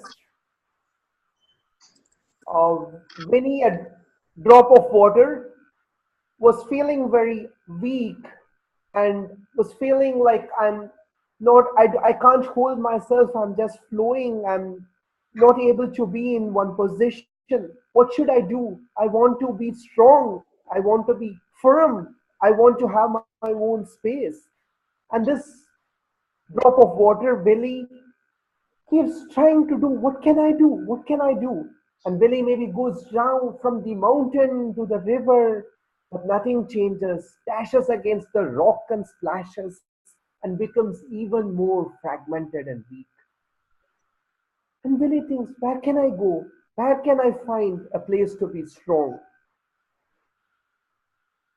Willie thinks, maybe I'll sit on the fire. Maybe it will help me. But it only makes Willie even weaker and makes it into a vapor. He thinks, maybe the fire is not helping me. What about the sun? The trees grow strong in the sun. Can I try that? But again, the sun only sucks Willie up and puts it up and up into the mountain. And as Willie falls into the mountain, he starts to freeze. And as he is frozen into ice, he finds now he has a shape, he is strong, but surprise, surprise, he's bigger than before. How did I become larger than I was? Willie is puzzled. Okay. What Delphina just enacted was a story relating to water that when it freezes, it expands. And of course it gets hard as ice. So that was the lesson we were working on, about how some liquids like water expand and get solid when they get very cold. So I think Delphina, what you did was a sort of dramatic enactment about how the water was feeling. Was that correct? Is that what you were doing? Yes. Okay, good. And maybe if we wanted to keep it simple, but if we want to do it like we have more time, we can contrast it with, say, maybe some other liquid that actually contracts when it freezes. Okay. When Delphina first brought up this topic, I started with real life stories about how when I was a child, I sometimes put like a plastic bottle of water in the freezer and forgot about it. And what happens? It will stretch out the plastic. And then Nirupama, you mentioned that you put water in glass one time in a freezer. And what Yes. happened? It cracked. The glass cracked. Mm. And as a kid, it was very fascinating for me. It was fascinating. Yes, totally. Yeah, but we get in a lot of trouble sometimes, especially in a freezer. If there's like ice or frost in there and the glass mixes with frost, I can just hear my mother saying, now we're going to have to defrost the entire freezer and get all the little particles of ice out of there. So one thing can lead to another. And actually, you've just reminded me of a time I broke some other glass, but we won't go into that. Okay, so there can be a variety of stories, some from personal experience, some from more imaginative and dramatic. Do either of you want to add anything to this little lesson, Delphina or Niru? I think I'm good. Okay. It's enough? Okay. Why don't we go on? Was there someone else in the audience? So the next group, you all want to go on stage?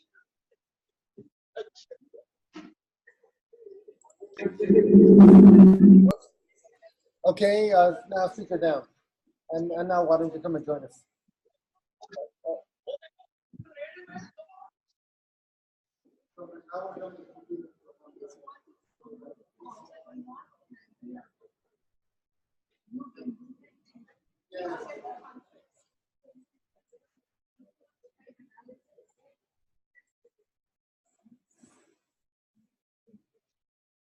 What?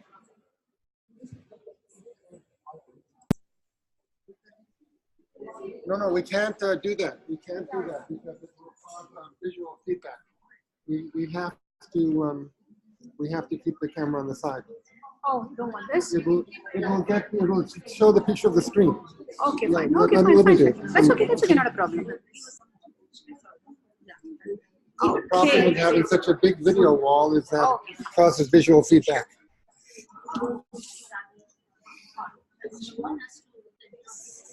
Yeah, I'm not ready.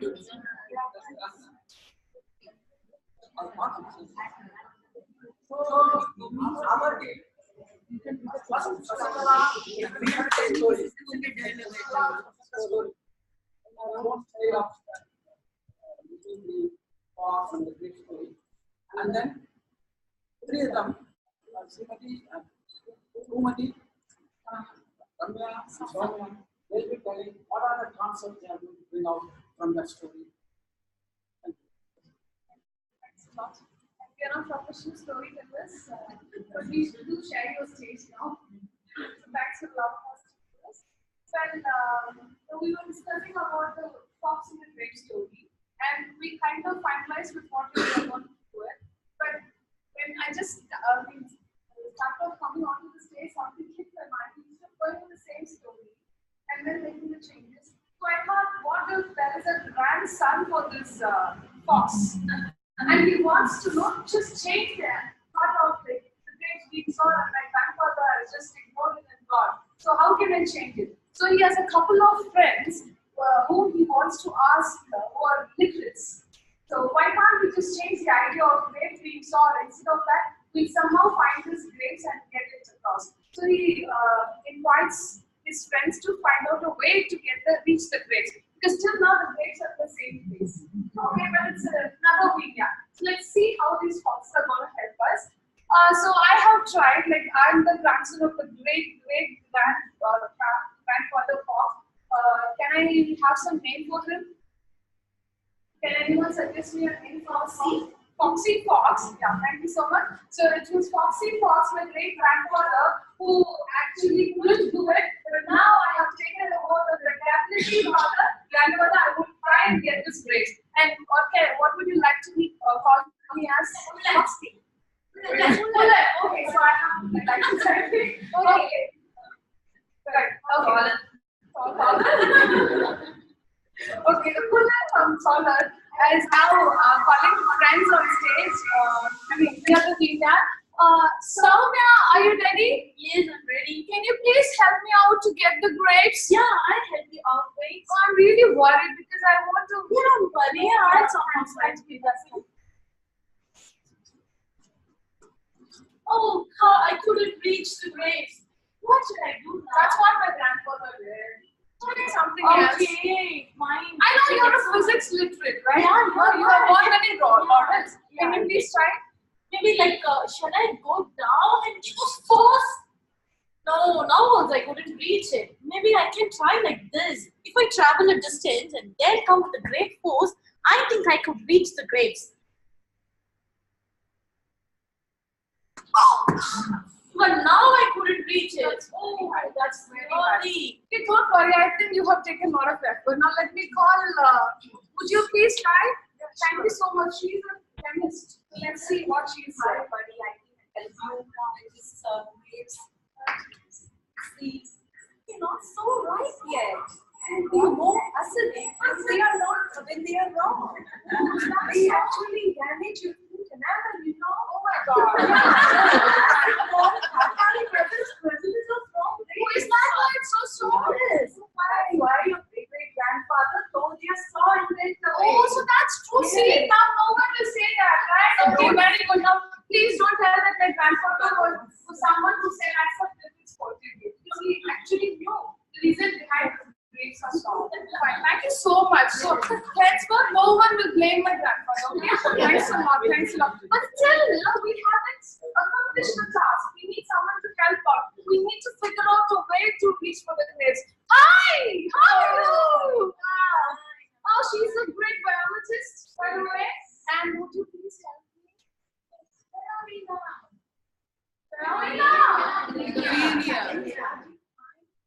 Grapes.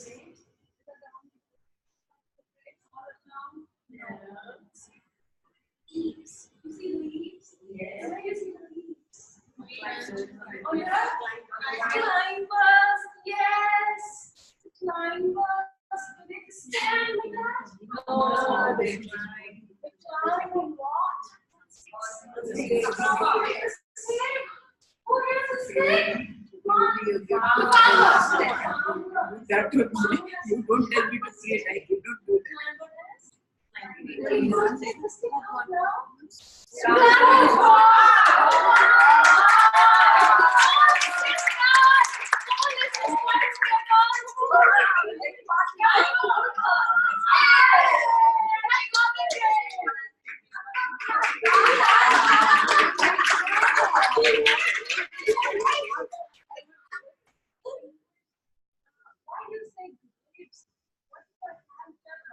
It's a group. It's a bouquet. It's an artificial grapes. Bangle. It's a bunch of Oh, that's a bunch of grapes. Thank you so much. And by the way, does it taste good? Well, the process is like an egg. Thank you so much.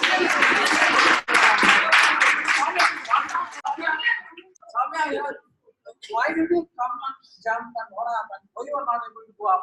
I thought the height of the stick, and I thought, okay, let me go travel a distance where I could reach the height. What prevents you to reach the height? The gravitational force, because the gravitational force pulled me down so that I couldn't reach the grave. And I saw you. And in spite of my faith,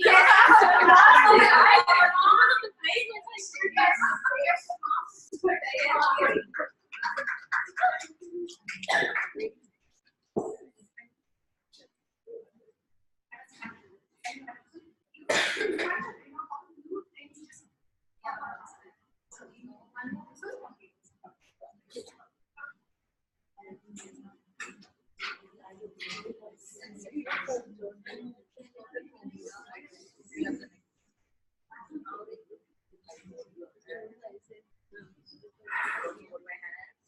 on, hold your hands. Come on, we're off to the amusement park.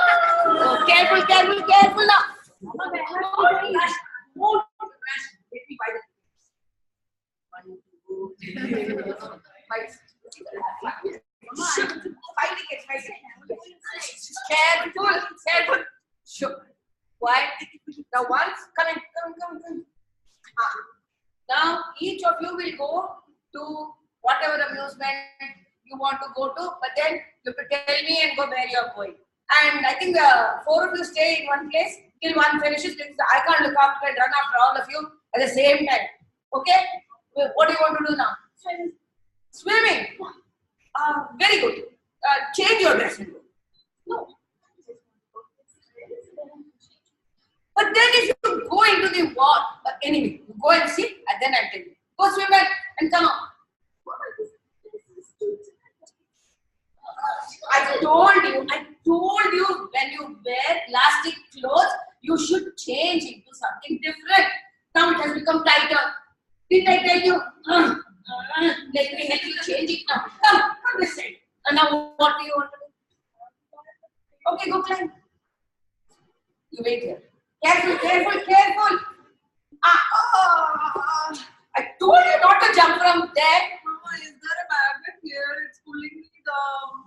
Yeah, you're not on the moon. Just fall down like that.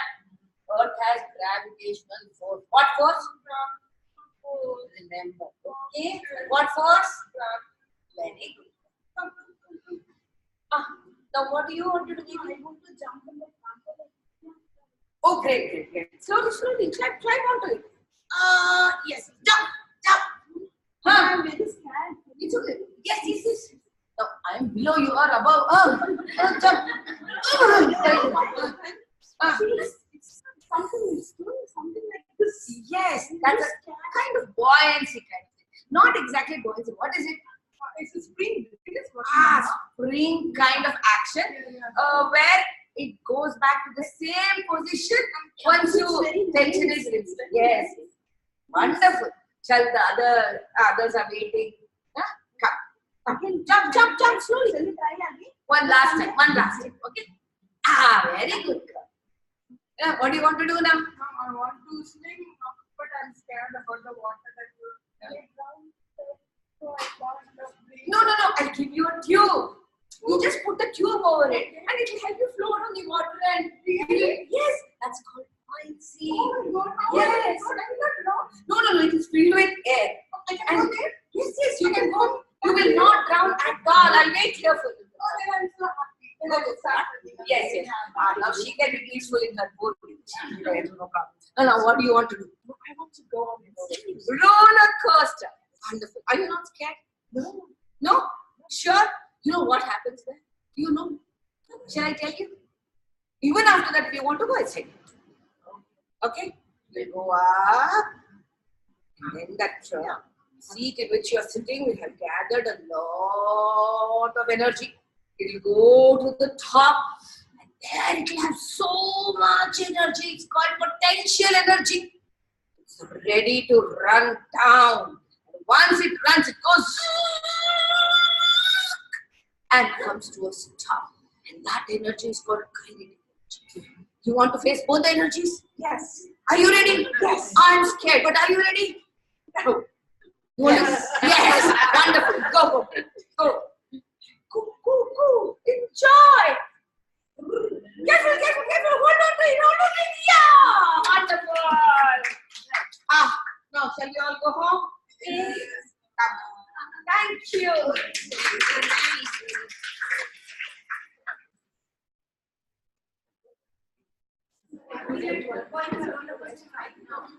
Next time I go to amusement park, I don't think we can be the same way. Okay, and so we have the last group on stage. Yes, please.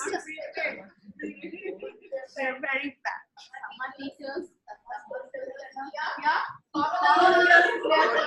The world is filled with commoners and everybody is a commoner. Come on. Once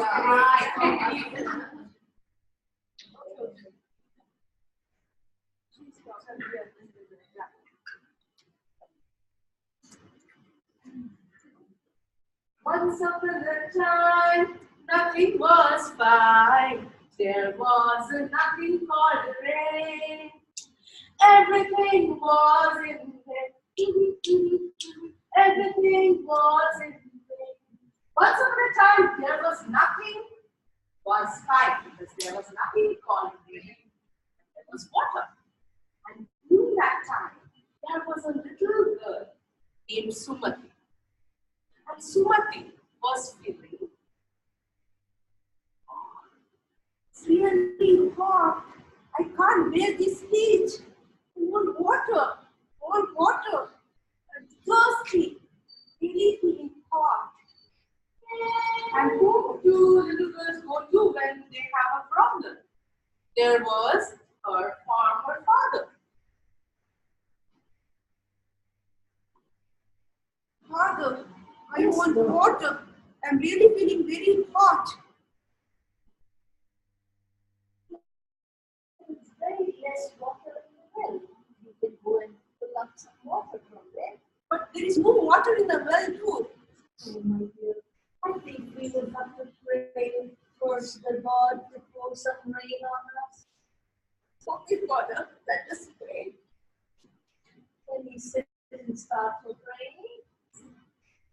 In those days, there was no Dr. Google, there was no Alexa. So they started praying.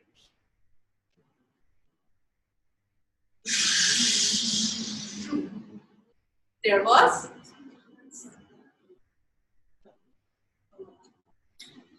Sumati, I heard your prayers. Don't worry, child. You have enough of water, rain. But do me a favor. Why don't you plant some saplings around the area? Please do it for me. And the right time will have abundant rains. Father, let us plant some saplings. Sure, daughter. Let's do it now.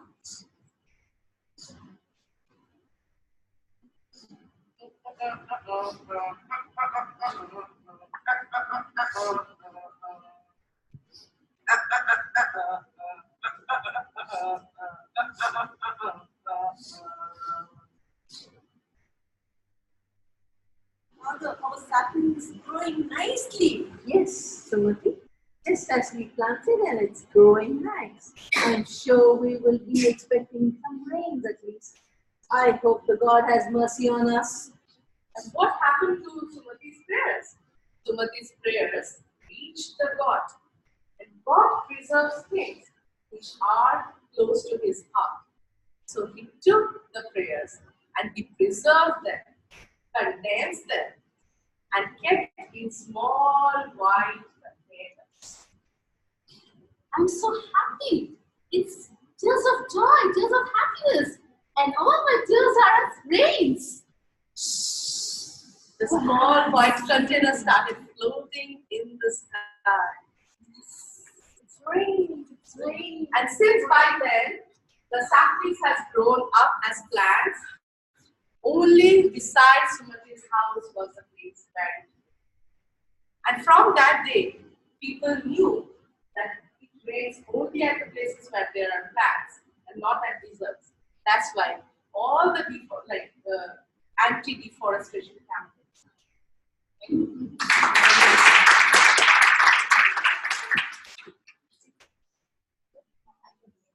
have a lot of time to listen to more and more stories.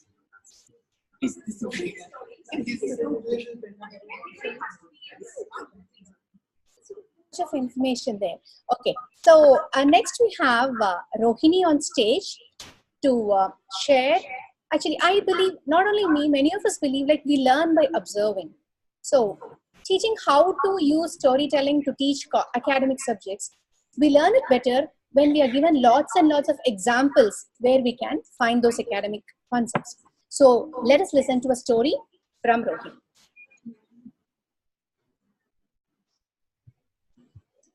Hi everybody, and I'm glad that I've got an opportunity to share this story. It's a very special story and I hope you enjoy it. So once upon a time, in the sky, two space rocks were racing, Max and Fizzy. They went whoosh and zoom in the sky. When suddenly, Fizzy told Max, "Hey, have you heard? Have you heard? Pluto is not a planet anymore." And now Max was in big trouble because Max and Pluto were very good friends.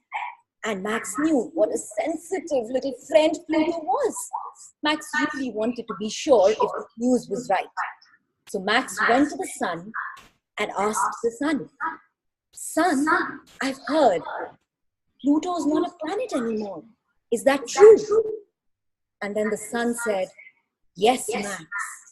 The International Astronomical Union on the Earth believe that Pluto is not a planet. And now we all need to convey this message to Pluto. And I think, Max, you're a good friend. You should go and tell Pluto yourself." Max decided to take some advice on the way from all the other planets. First, Max went to Mercury. "Hey, Mercury, I heard that Pluto's not a planet. Did you hear about it?" "Oh, yes, I heard about it. Even I'm small, but at least Pluto has moons. I have no moon. Oh, what would I tell you? Go tell Pluto yourself. I have my problems to think about." Max said, "All right." And then he moved on. And next he reached Venus. And Venus was hot. And Venus was angry. And Venus said, "Who's coming here? Stop where you are. Nobody will come here. I'm very, very hot. Get out of my way." Max was really scared. Venus was always so hot. Max decided to steer clear. Next, Max went to Earth. "Hi, Earth. You know what? I got to know that Pluto's not a planet anymore. Give me some piece of advice. How should I convey it to Pluto?" "Oh, I know it all. You know, the International Astronomical Union lives inside me. So I was the one who got to know first that Pluto's not a planet anymore. And we've got to go and make some important decisions. So bye." Max said, "Oh, how nice. Let me move on." Max next went to Mars. Max said, "Hey, Mars, listen, I need some help. I'm going all the way to Pluto to tell Pluto that Pluto's not a planet. Do you have anything to share with me?" And Mars said, "Hi, Max. Okay, bye, Max. I'm very busy. I have an important meeting with my 2 moons. See you later, alligator. Back in a while, crocodile." And Max said, "Okay, bye." Then Max reached Jupiter. Well, Jupiter was full of gas. And Jupiter said, "I have so many moons, na na na na na. I have the biggest moon, na na na na na." Max said, Hi, Jupiter. I know that you've got lots of moons.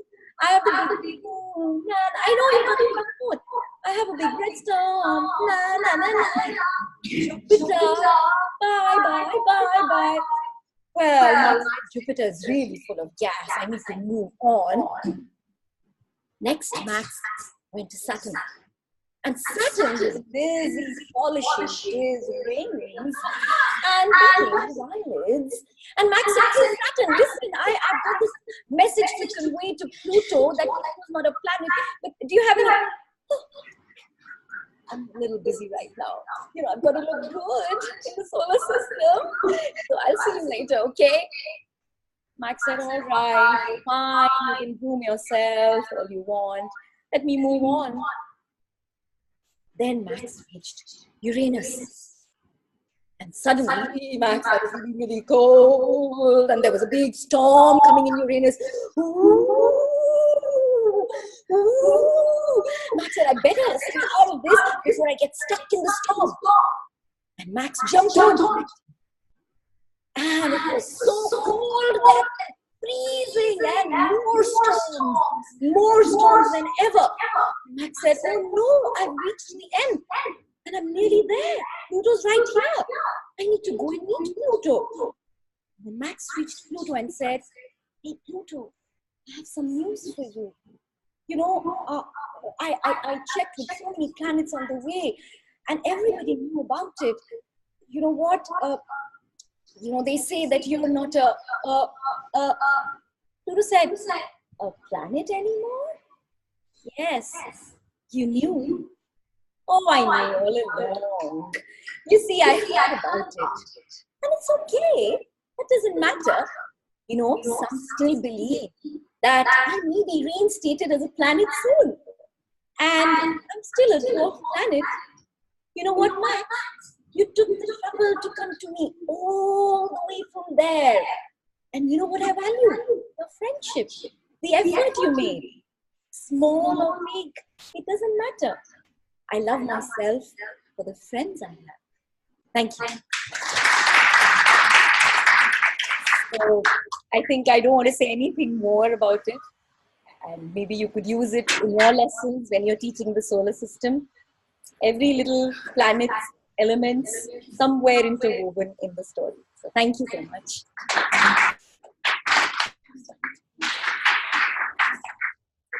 Okay, so this teaching solar system is going to be much, much, much more easier.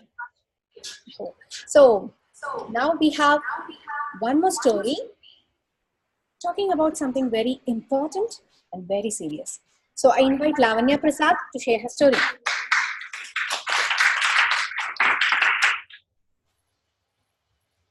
Hello.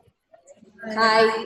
So you have heard so much about what can be done in classrooms, teach subjects in classrooms. So I thought I will tell you something that is very important in classroom as well, which I find happening way too much in classrooms. And when I train teachers, this is one of the concepts, one of the key factors that they ask me as to how to manage gender equality in class. Because it's always a fight between the boys and the girls. Boys think they are superior, girls fight for their superiority. Yes. So I do a story drama club in Bangalore, and I work with a group of children. And I thought, why not do gender equality with them? So this is a story that I really like. Some of you might have heard it, but let me share this with you. So Rani was really a Rani, a princess, and she was born to a great Maharaja, Every time she was all around playing and having fun and doing what not. Her father had given her complete freedom to do anything that she wanted to. But one day, Rani, this big Rani, grew up to be a nice, real, beautiful princess. And of course, like every father and mother would want their daughters to get married, Rani's marriage was also fixed with a prince. Let's call him Raju. Now, Raju was a prince of great king, and he was very happy that he's going to marry Rani, who was also known for her beauty and many other things. So it was the day of engagement. Everybody had come, and everybody was sitting there. And what a nice occasion to be in is what everyone thought. Made for each other, weren't they? Raju and Rani. How lovely. But I don't know which evil eye was cast on the engagement day. There was this huge sound that was coming from outside the kingdom's gates. It was the most dreaded dragon. The dragon had never came out for more than 1,000 years. Nobody knew how could it live for so much years. But it came there, and with one fierce jump, he just burnt the whole castle. People somehow managed to escape. Rani took off everything, but she lost something that she held dearly to, and that was Raju. The dragon took it, Raju. Rani's clothes were worn out. The Raja was in trouble. All the people were in trouble. They had no shelter. Everything was in a mess. And Raju's parents were very, very, very tense. They said, what are we going to do? Why did we bring our prince to your kingdom? See what has happened. And Rani said, let me help you. I can go and fetch your prince. And she took a paper bag and she made it into a dress. She wore the dress and she started in quest for Raju. She climbed mountains and she swam rivers, and finally she found the cave that the dragon was there. She knew that Raju was locked behind the cave. She didn't know what to do. She knew that all she could do was to trick the dragon and fetch her Raju. She said, I challenge you, dragon. I want to see how far you can fly. I challenge you. How long can you blow your fire? Can you show that to me? The dragon was easily tricked. And she made the dragon do this again and again and again and again. She made him do until he was tired and lay down to rest. She went inside with her worn-out paper bag and she said, Raju, I'm here. What? Who is this? Rani? What happened to your beautiful hair? Why is it all burnt? What happened to your beautiful princess clothes? Why is it so shabby? What happened to your? You know the princess I knew. And Rani just looked at Raju. What she said, maybe I'm wearing a paper bag cloth. Maybe my hair is worn out. Maybe you have a great dress. You have a beautiful costume that you're wearing. But you know what? You are a BUM. And I don't want to marry you. She walked off.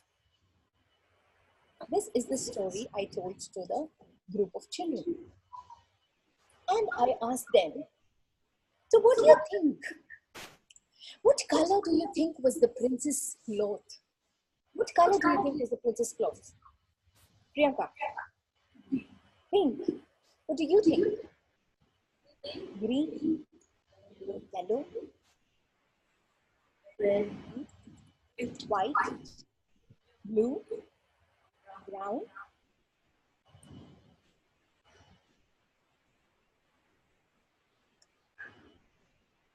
Purple, all right. And how long do you think was the princess's hair? How big? Very long, all right. And then I told them, you know what? The prince was wearing, like Priyanka said, a pink color dress. And they were like, oh, ma'am, no, ma'am. Why not no? And they said, you know what, ma'am? In our class, there was this boy and he was wearing nail polish. Really? And we all made fun of him. Why did you make fun of him? That's because he was wearing nail polish. Why shouldn't boys wear nail polish? Can boys wear nail polish? Of course they can wear nail polish. My brother, he used to wear nail polish when he was a kid. And we used to keep mehendi, my brothers, in our religion. We do mehendi for even the boys when we get married. And they were so shocked. They said, it's not possible. No, we don't do that. And then there was this boy, he said, you say we cannot wear nail polish, no? You also cannot play basketball. And the girl said, why can't we? We can play basketball. Can girls play cricket? And they said, no, only boys play cricket. So the conversation that followed was amazing because even though the children were just small, the ideas and the stories that they had heard about gender was not theirs. It was somebody else's. And as teachers, I think, and educators, we have this great responsibility of telling them that equality is very, very must. So these kind of stories I use in my story drama club, and we do an activity, a follow-up activity. So I asked the children to go back home and ask their parents, have they ever worn, their father, have they ever worn nail polish in their fingers? Have they ever worn a pink t-shirt? Can you believe that there was a child who said, I don't like my dad wearing pink t-shirt because everybody, my friends will tease him. I said, why not? Pink and purple has become, the girls' colors, which is not okay. And when they came back, it was so amazing because a little boy said, my father actually asked his mother to buy a bottle of red nail polish when he was a little kid. And nobody in this house knew that until he went and asked the father. So all of us have got these internal feelings inside us. We might like something, we might not like something. So these are the stories that you can use to explore gender. I would like to mention about the Katha series. There are beautiful books. There is one book where there's this man and he's very excited. He's the sarpanch of the village and he's very, very excited because his wife is going to give birth to the third child and he's waiting for a boy to be born. And the midwife comes out and says, it's a girl. And he's like, what? Again? I need a boy. I need a boy to head this village after me. Why is it a girl? Oh God, can't you give me a son? And the moment he said that, his tummy started growing. And he didn't know what to do. He was scared. He was going around everywhere and he was like, why is this going? And then he heard a sound coming from the sky. It said, you asked for a son. You asked for a son and you will have it. He didn't know what to do because he started experiencing everything that a woman would experience when she was carrying a baby. He was feeling restless. He was not able to walk. And he was the sarpanch of the village, I told you. And he understood how difficult it was for women to walk. And he understood how important it is for women to rest. And so he gave a new rule saying that in this village, all the pregnant women will be given free, healthy meals from now on. All this happened. And finally, the day arrives when he has to deliver the baby. And when the baby is delivered, he's eagerly waiting. And the midwife says, it's a girl. And he's like, girl? And he hears the voice, do you want a son? No, I'm very good with 4 girls. So this is a story, which it's a Katha publication. It's a picture book. So these are stories that you can take and read to your children and help them talk about gender equality. Yeah. So I think as teachers, it's also very important that we address these issues. And they always say, catch them young. If you're able to do that, nothing like that. Thank you for letting me share this here. Lovely.